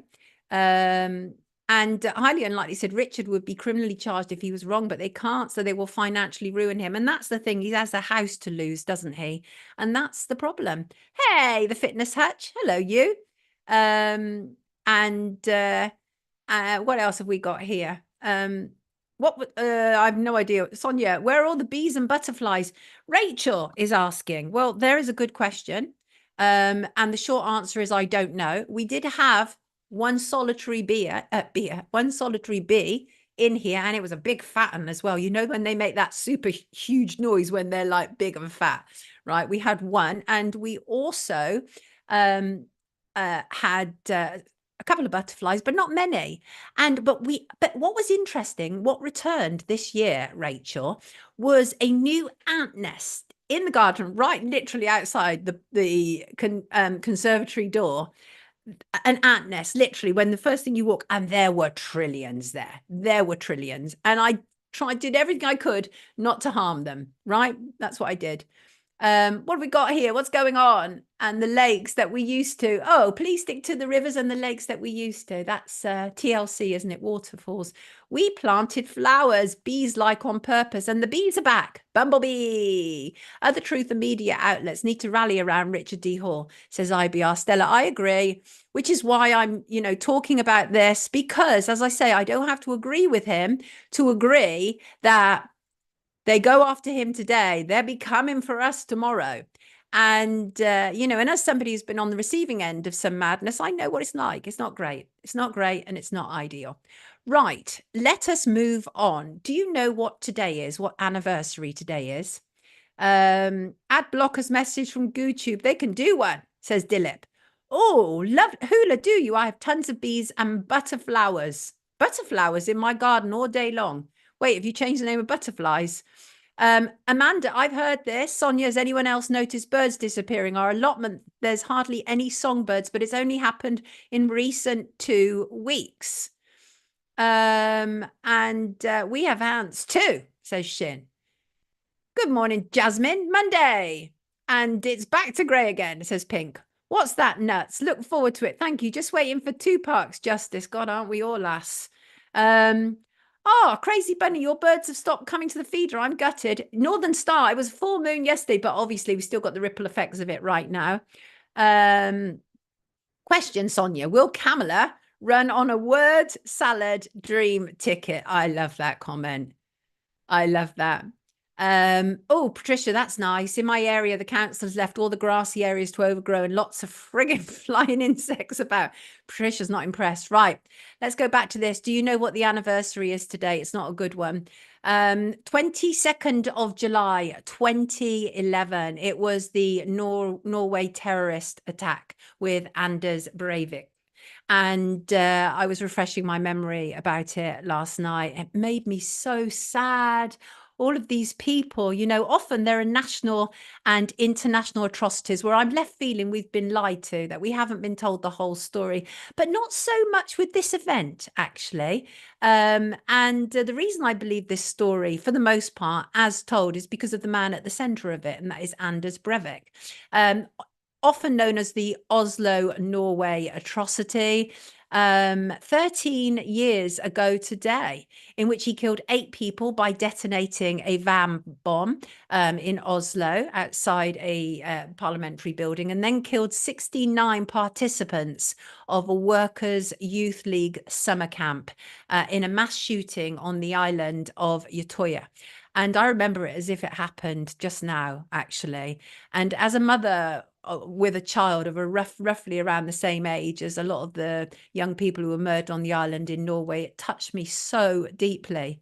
Norway is a lovely country, Space Cat, but you're always going to get lunatics, right? Anders Brevik, interesting history in some respects.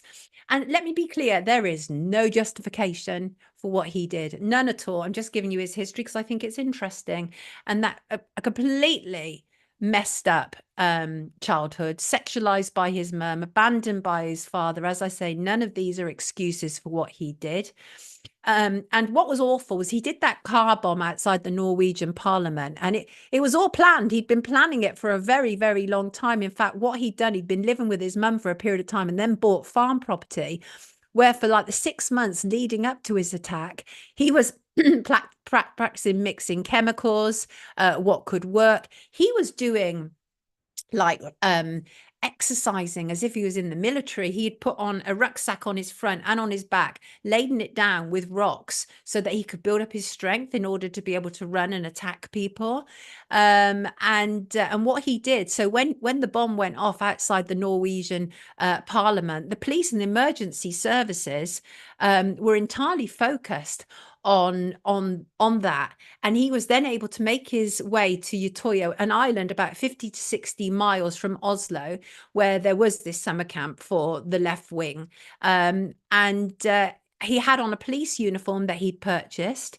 He faked being a cop to get over to the island, and what he told them in order for them to be able to send a boat to bring him over to the island was that after the bombing that had taken place, he was a cop, he was coming to check they were safe. And he was just, they brought him in. It was just awful. Patricia said Anders' mum was mentally ill, and even though they tried to get help, they were turned down. Yeah, horrible history. But again, I come from a pretty messed up background. Lots of people do, but that doesn't then turn me into a mass murderer, right? So there's no excuse. And I remember when it happened, actually, Eric, this probably chimes with you, actually. Eric says, careful with the word lunatic, please. Well, that's interesting, because I remember when it happened, I called Anders Brevik a psycho on Twitter and got piled on. And actually, he was found to be psychologically competent to stand trial. His criminal trial was held in 2012. He was found guilty of mass murder, causing a fatal explosion, and terrorism. And I realized after that event that it's actually a common mistake to assume that people like this are crazy. He was not crazy. He actually wasn't. He had an ideology. He was focused. He was targeted about who he chose to kill. He was sparing the lives of kids on the island who he thought looked like him and might have the same mindset as him. He'd been planning this for years. And as I say, he'd left his mum's house to live on a farm where he experimented with explosives. And actually, it's very interesting because it gives us an insight into how the Norwegian criminal justice system works. And many people confused it. They thought that he was only given 21 years because that's the maximum term in Norway. But that's not it. He was sentenced to 21 years plus preventive detention. That means after the 21 years, he will be up for a hearing, and his sentence can be extended by an additional 5 years, which can be repeated every 5 years thereafter, for as long as the person is capable of interacting with any kind of life form at all, right? Clearly had a lot of Muslim hate about him. He talked extensively about Muslims seizing power in Norway. He'd been writing a book about the Islamification of Europe, and I know many people can relate to that, but again, they don't go to his extremes, right? He'd also, interestingly, had a nose job after someone accused him of having an Arab nose. One friend said in evidence that he'd never been the same after being jilted by a Belarusian girl he had met online. Others thought he was struggling with his sexuality after he started wearing makeup. You know, but here's one of the most interesting aspects to me that I thought was interesting was that he claimed that while he was operating as a one-man cell in order not to be flagged by the security services, he claimed he was a member of the Knights Templar. Now, who knows about Knights Templar around here, right? Obviously, huge history, but Knights Templar is very commonly associated with Freemasonry, okay? And it is an order affiliated with Freemasonry. And what's interesting about the Knights Templar is, unlike the initial degrees in a regular Masonic lodge, they only require a belief in a supreme being, regardless of your religious affiliation. However, the Knights Templar is one of several additional Masonic orders in which membership is open only to Freemasons who profess a belief in Christianity, right? But at trial, this all came out. Also, what was interesting was that I think his original targets had been Norwegian journalists and the main Labour Party conference, but he was delayed because he was having problems with his chemical compounds. And he only settled on going to Utøya reluctantly, actually, it was said, knowing that many other militant nationalists would not agree with him killing children, you think, right?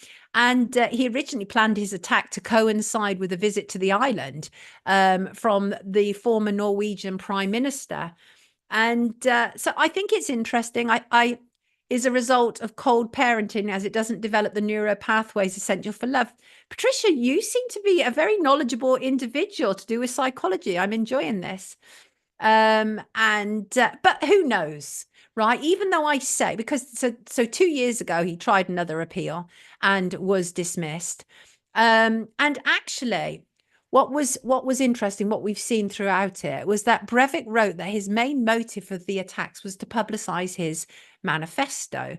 But what we've actually seen was that he did get his wish, because he wanted very much to be able to go into court and be on a world stage and say what he had to say about people, about what he considered to be a left-wing communist agenda. But we've talked about that, right? But he's had a series of evaluations done on him. And the first team diagnosed him with being a paranoid schizophrenic. That was what the first team diagnosed him with. But a second evaluation concluded that he was not psychotic during the attacks, but did have narcissistic personality disorder and antisocial personality disorder. I think that it's a terribly sad story. Not for him. I don't give a flying about him. Not at all.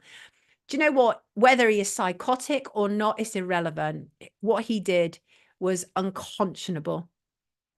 Now, HK Very, I get you. I now no longer believe in any official version of major events like this.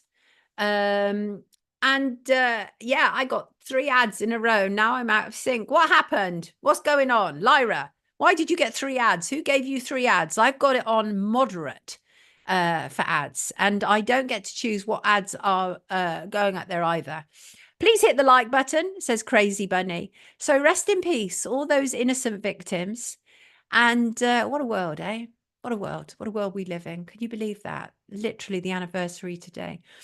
And talking about the world we live in, where people can no longer tell what is real and what is fake, let me read you this tweet, which has been extensively tweeted by what we're told is Donald Trump. I've got to read it to you because this will tell you so much about our world, right?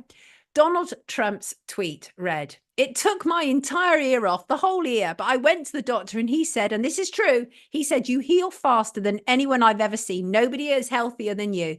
And the next day my ear was growing back and the doctor said, nobody regrows ears like that. And it's a really remarkable thing, regrowing an ear like that. Most people can't do it. And I know that because it's not me saying this, it's the doctor, it's everybody saying, just you're the best at regrowing ears. And that apparently had 7,000 reposts, 816,000 views, right? And John Sweeney, one of the BBC journalists, actually tweeted, is this for real? And that is the point about our world. No, it's not for real. Even Donald Trump is not claiming to regrow an ear. For goodness sake, you're a journalist, a war reporter. For goodness sake, although wasn't John Sweeney the one that had his handed to him by Tommy Robinson? I think it was. But the point is, people literally believe that these nonsense things are true. People have to be more discerning. They absolutely do. Thank you, Amanda. What's that? Oh, Amanda said, Sonia, I've only had one advert from the very start of live show since putting you on, so I'm not sure why other lady getting so many. Oh, why is that? That doesn't sound fair, does it? Yes, Craig, John Sweeney did fall for it, right? Pink Diamond said lizards can also regrow limbs, right? Jesus was not anti-violence. The Bible says there can be violence, wars for the greater good. IBR Stella says John Sweeney is a clown. And self-esteem is created by the pride and love of one's caregiver, and without it, it's impossible to be happy or fully functioning human adult. I agree, actually, Patricia, which brings me to the next thing that I want to talk about. There's about 3 more things I want to talk about before the end of today's show. So let me turn to Alex's email. Hello, Sonia. I'm loving the new breakfast show. You said to send in suggestions for things to discuss. Here's mine. Was Aaliyah killed or was she murdered? I know with your music industry background, you'll have some thoughts about this. Big love to the live chat. I must join them one day, Alex. Yeah, we love the live chat. We do. And did you know what, Alex? I do indeed have plenty to say about the interesting timing of young Aaliyah's death. Aaliyah, for those who don't know, was an American pop star. She came up through the genre of 90s R&B. She was signed to Jive, and her mentor was the perverse R. Kelly. Her full name was Aaliyah Dana Houghton. As I say, she was a singer. She was also an actress. She's been credited with helping to redefine contemporary R&B pop. She was born in Brooklyn, raised in Detroit. She first gained recognition at the age of 10 when she appeared on the television show Star Search, and she performed in a concert alongside Gladys Knight. At the age of 12, she was signed with Jive Records, and her uncle, Barry Hankerson's Blackground Records, rather. Hankerson introduced her to R. Kelly, who became her mentor, and so much more.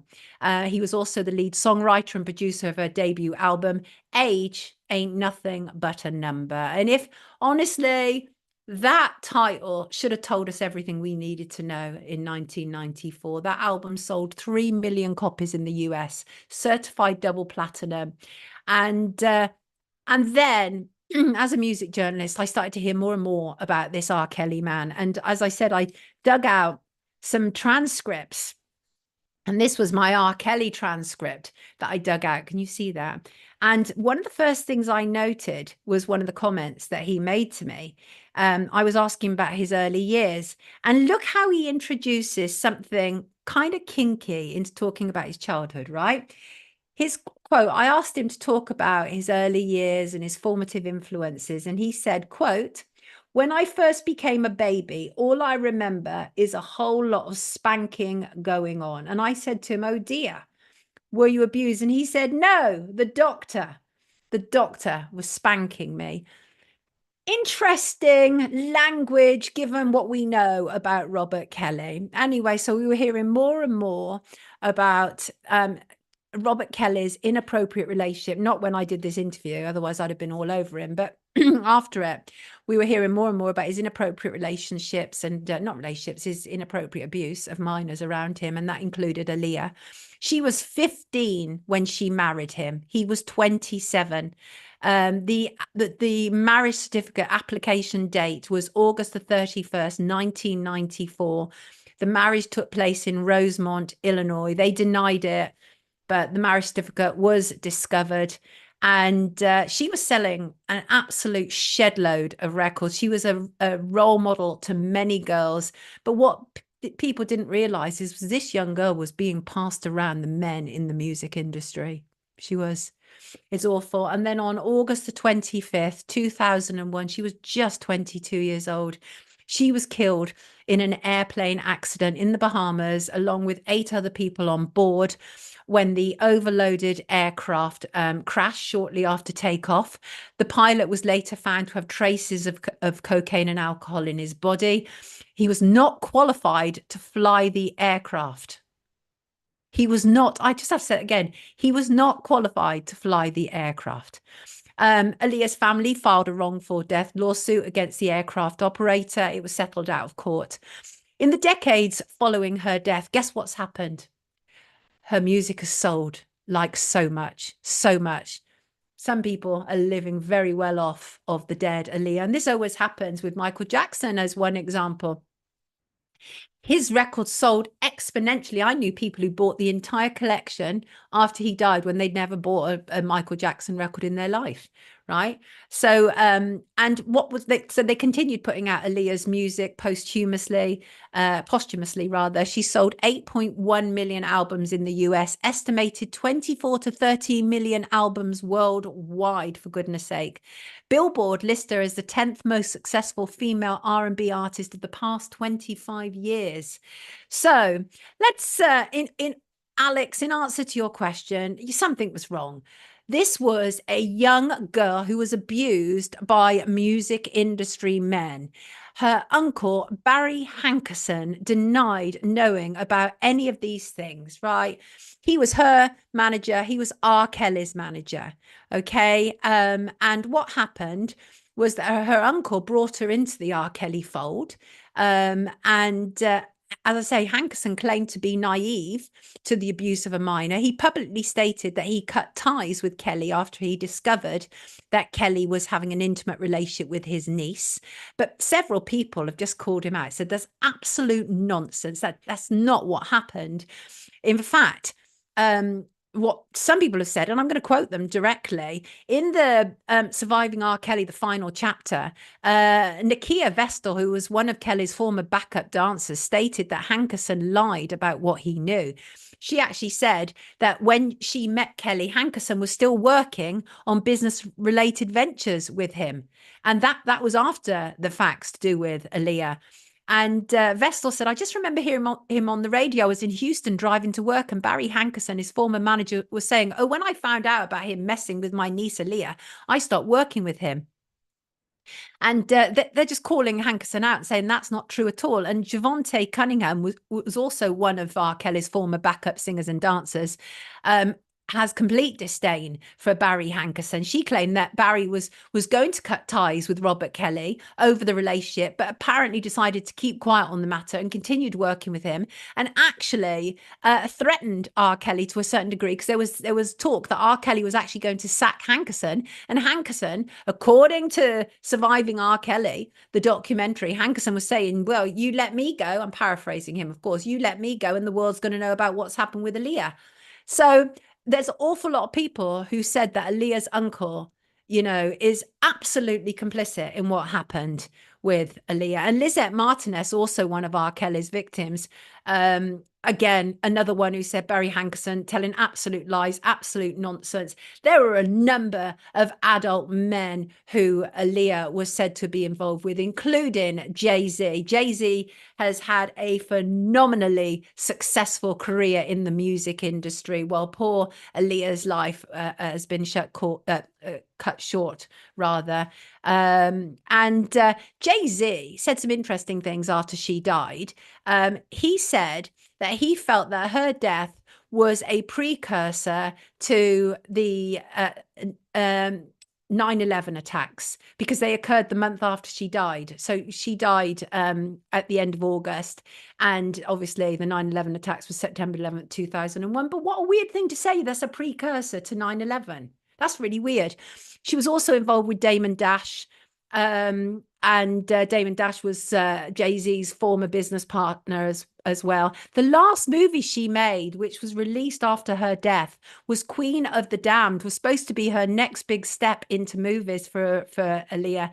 And now the movie just kind of serves as a tragic reminder of her. And Queen of the Damned hit movie theaters shortly after her death, and she was playing a character that was pure evil. She was actually quoted as saying, it's definitely fun to explore that side of yourself, and that side of yourself that you keep hidden in your everyday life because you know you're not supposed to go there unless it's absolutely necessary. And the film, it's about a vampire awakening from a century of sleeping and becoming a modern day rock star, pop star, right, while still being a vampire and carrying out the carnage and bloodshed that entails. Kind of like, that feels like a film for the music Illuminati for me. And what Aaliyah said was, it's fun just being mean and evil and seeing how far you can really go. So she was at the peak of her career, when she was one of the most influential young women of her generation. She was being abused by industry men, some of them twice her age, and she was then put into a private plane with somebody who didn't have the correct pilot's license, who had been taking cocaine and alcohol, and she crashed. That doesn't sound like an accident to me. That sounds like something that could absolutely have been avoided. Alex, in answer to your question, she's buried in a mausoleum in New York. Her father is actually buried above her, and it's her father and her. And R. Kelly, of course, he's still serving a 20-year prison term for child sexual abuse. He's been appealing, of course. He appealed most recently in April 2024. And jurors in his 2022 trial convicted him of 3 charges of producing child sexual abuse images and 3 charges of enticement of minors for sex. Anybody who's seen the video of R. Kelly will be in no doubt whatsoever what a filthy, disgusting predator this man was. And honestly, seriously, I find it almost impossible to believe that the people around him, including his music biz manager, was not aware of it. Come on, please do me a favor. Anyway, Kelly has been denied pursue all his appellate remedies until we free R. Kelly, says Kelly's attorney. The appeal court rejected Kelly's argument that he should not have been prosecuted, since the allegations occurred while Illinois law required prosecution of child sexual abuse crime charges within 10 years. So he was trying to get out of jail on a technicality. He's even more filthy, right? He's even more filthy than many people think.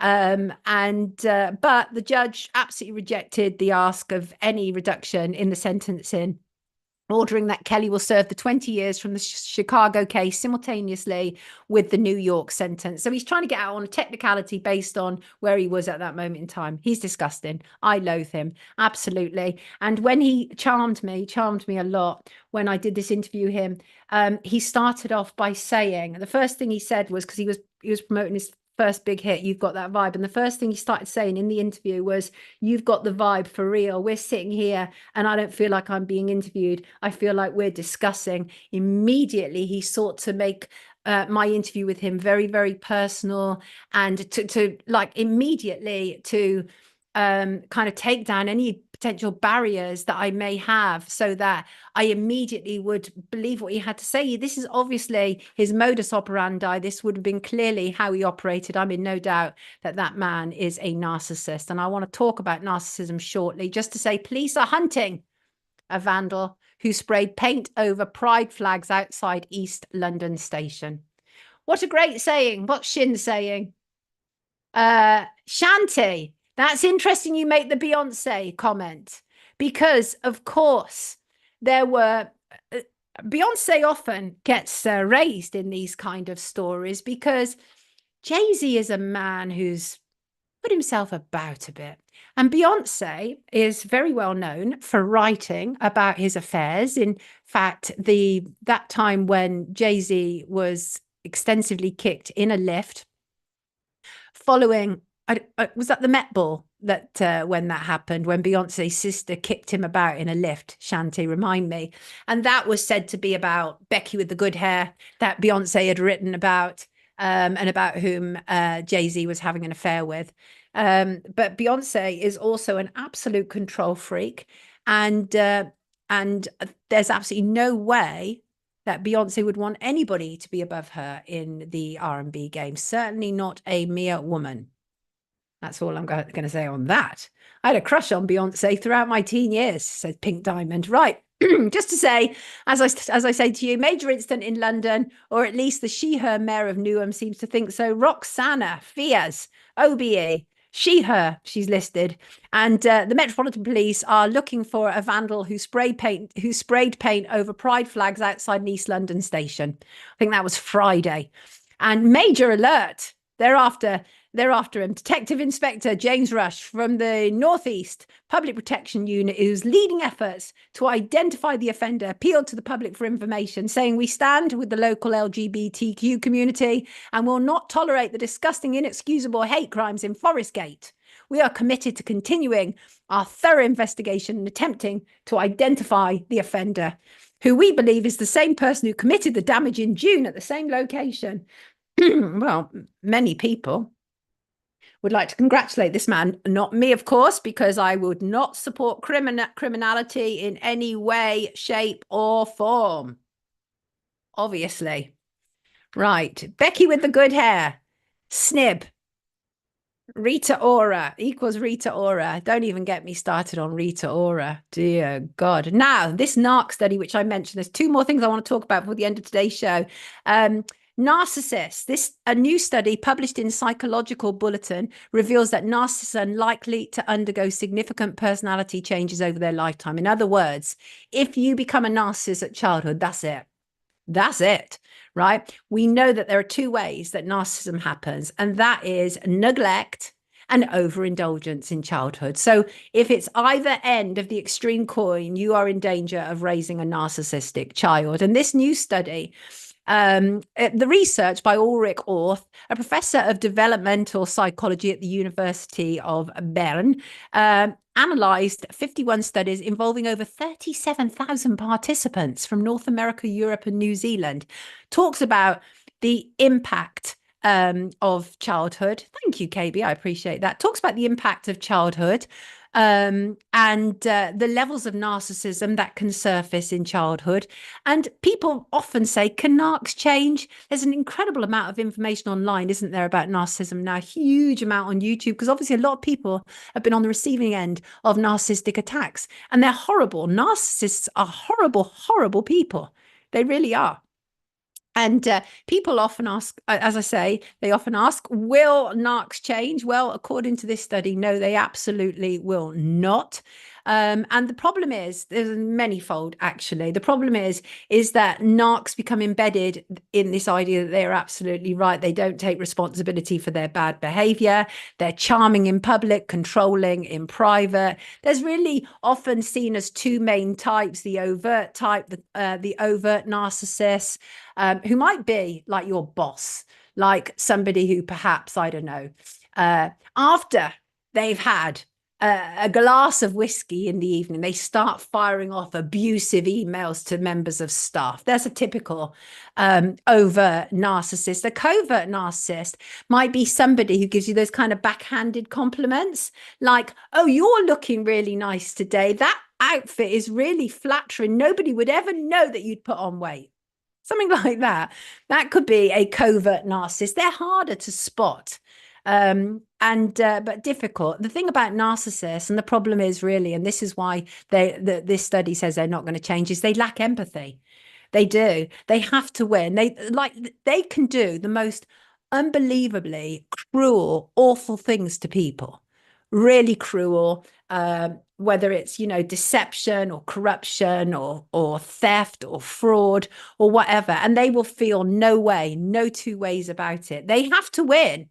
Their thing is they have to win or they'll throw a tantrum. I've seen narcs throw tantrums. Actually, one of my favorite things these days. I used to attract them.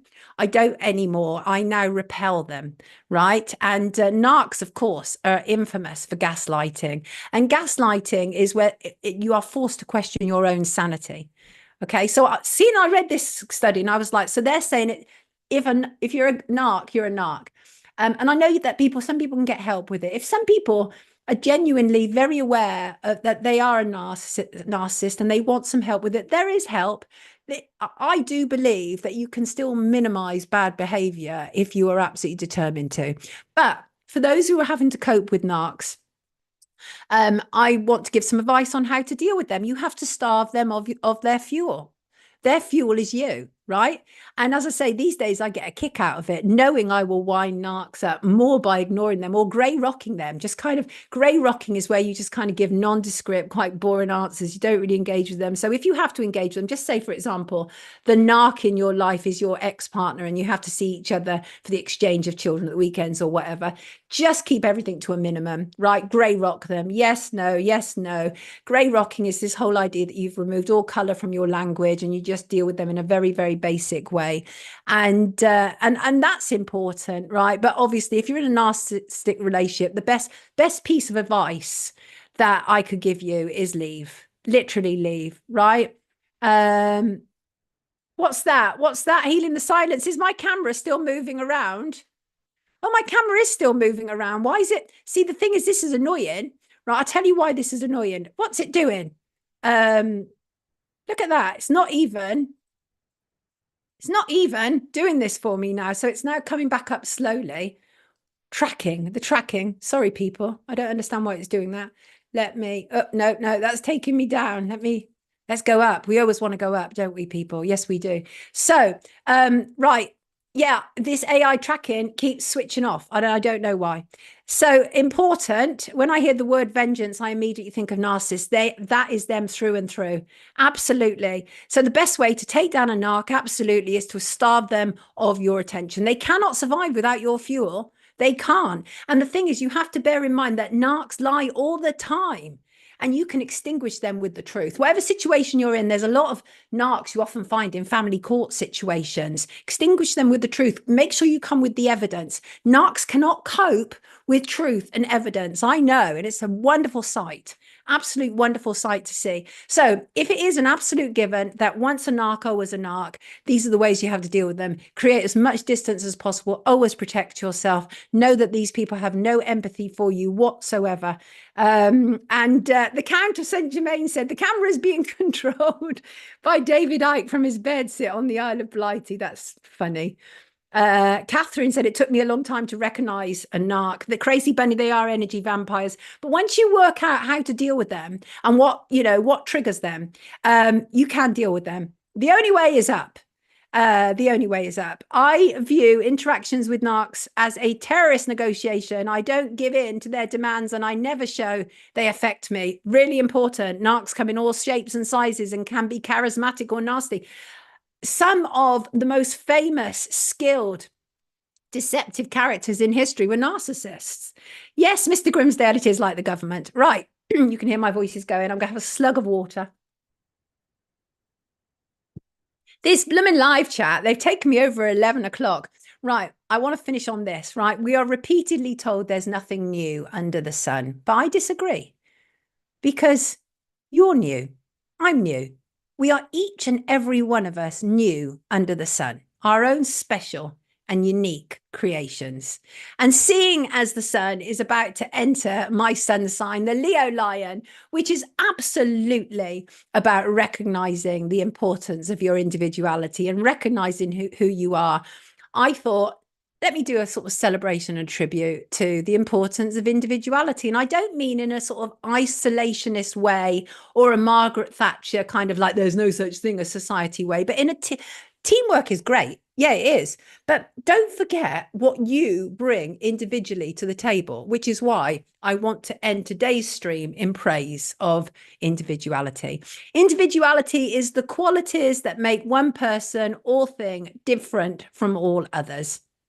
the quality or state of being an individual. And we've heard a lot in recent years about how awful it is to have an individual mindset, because especially over the COVID years, remember, take this because you're killing granny. Remember that it was all about bundling us all up together. Well, of course, obviously, deep state propagandists, they love the idea that they can break down this idea that we're not individuals, because if they can make us all part of groupthink, they can make us comply with heinous orders. And we saw that.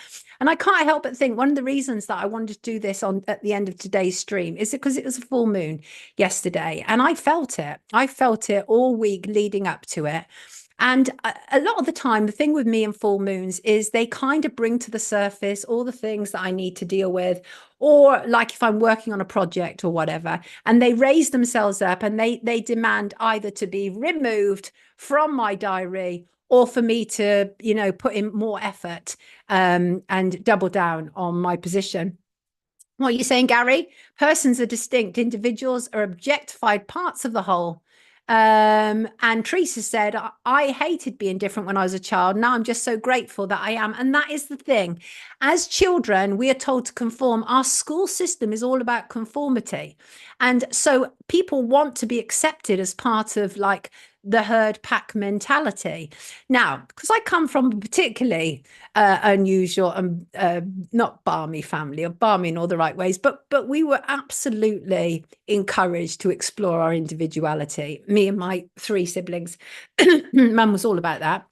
And because the thing is that once you know what you're all about, you can then bring that to the world. That's what you can do. And the thing is, exploring your individuality makes you ask questions like, who am I?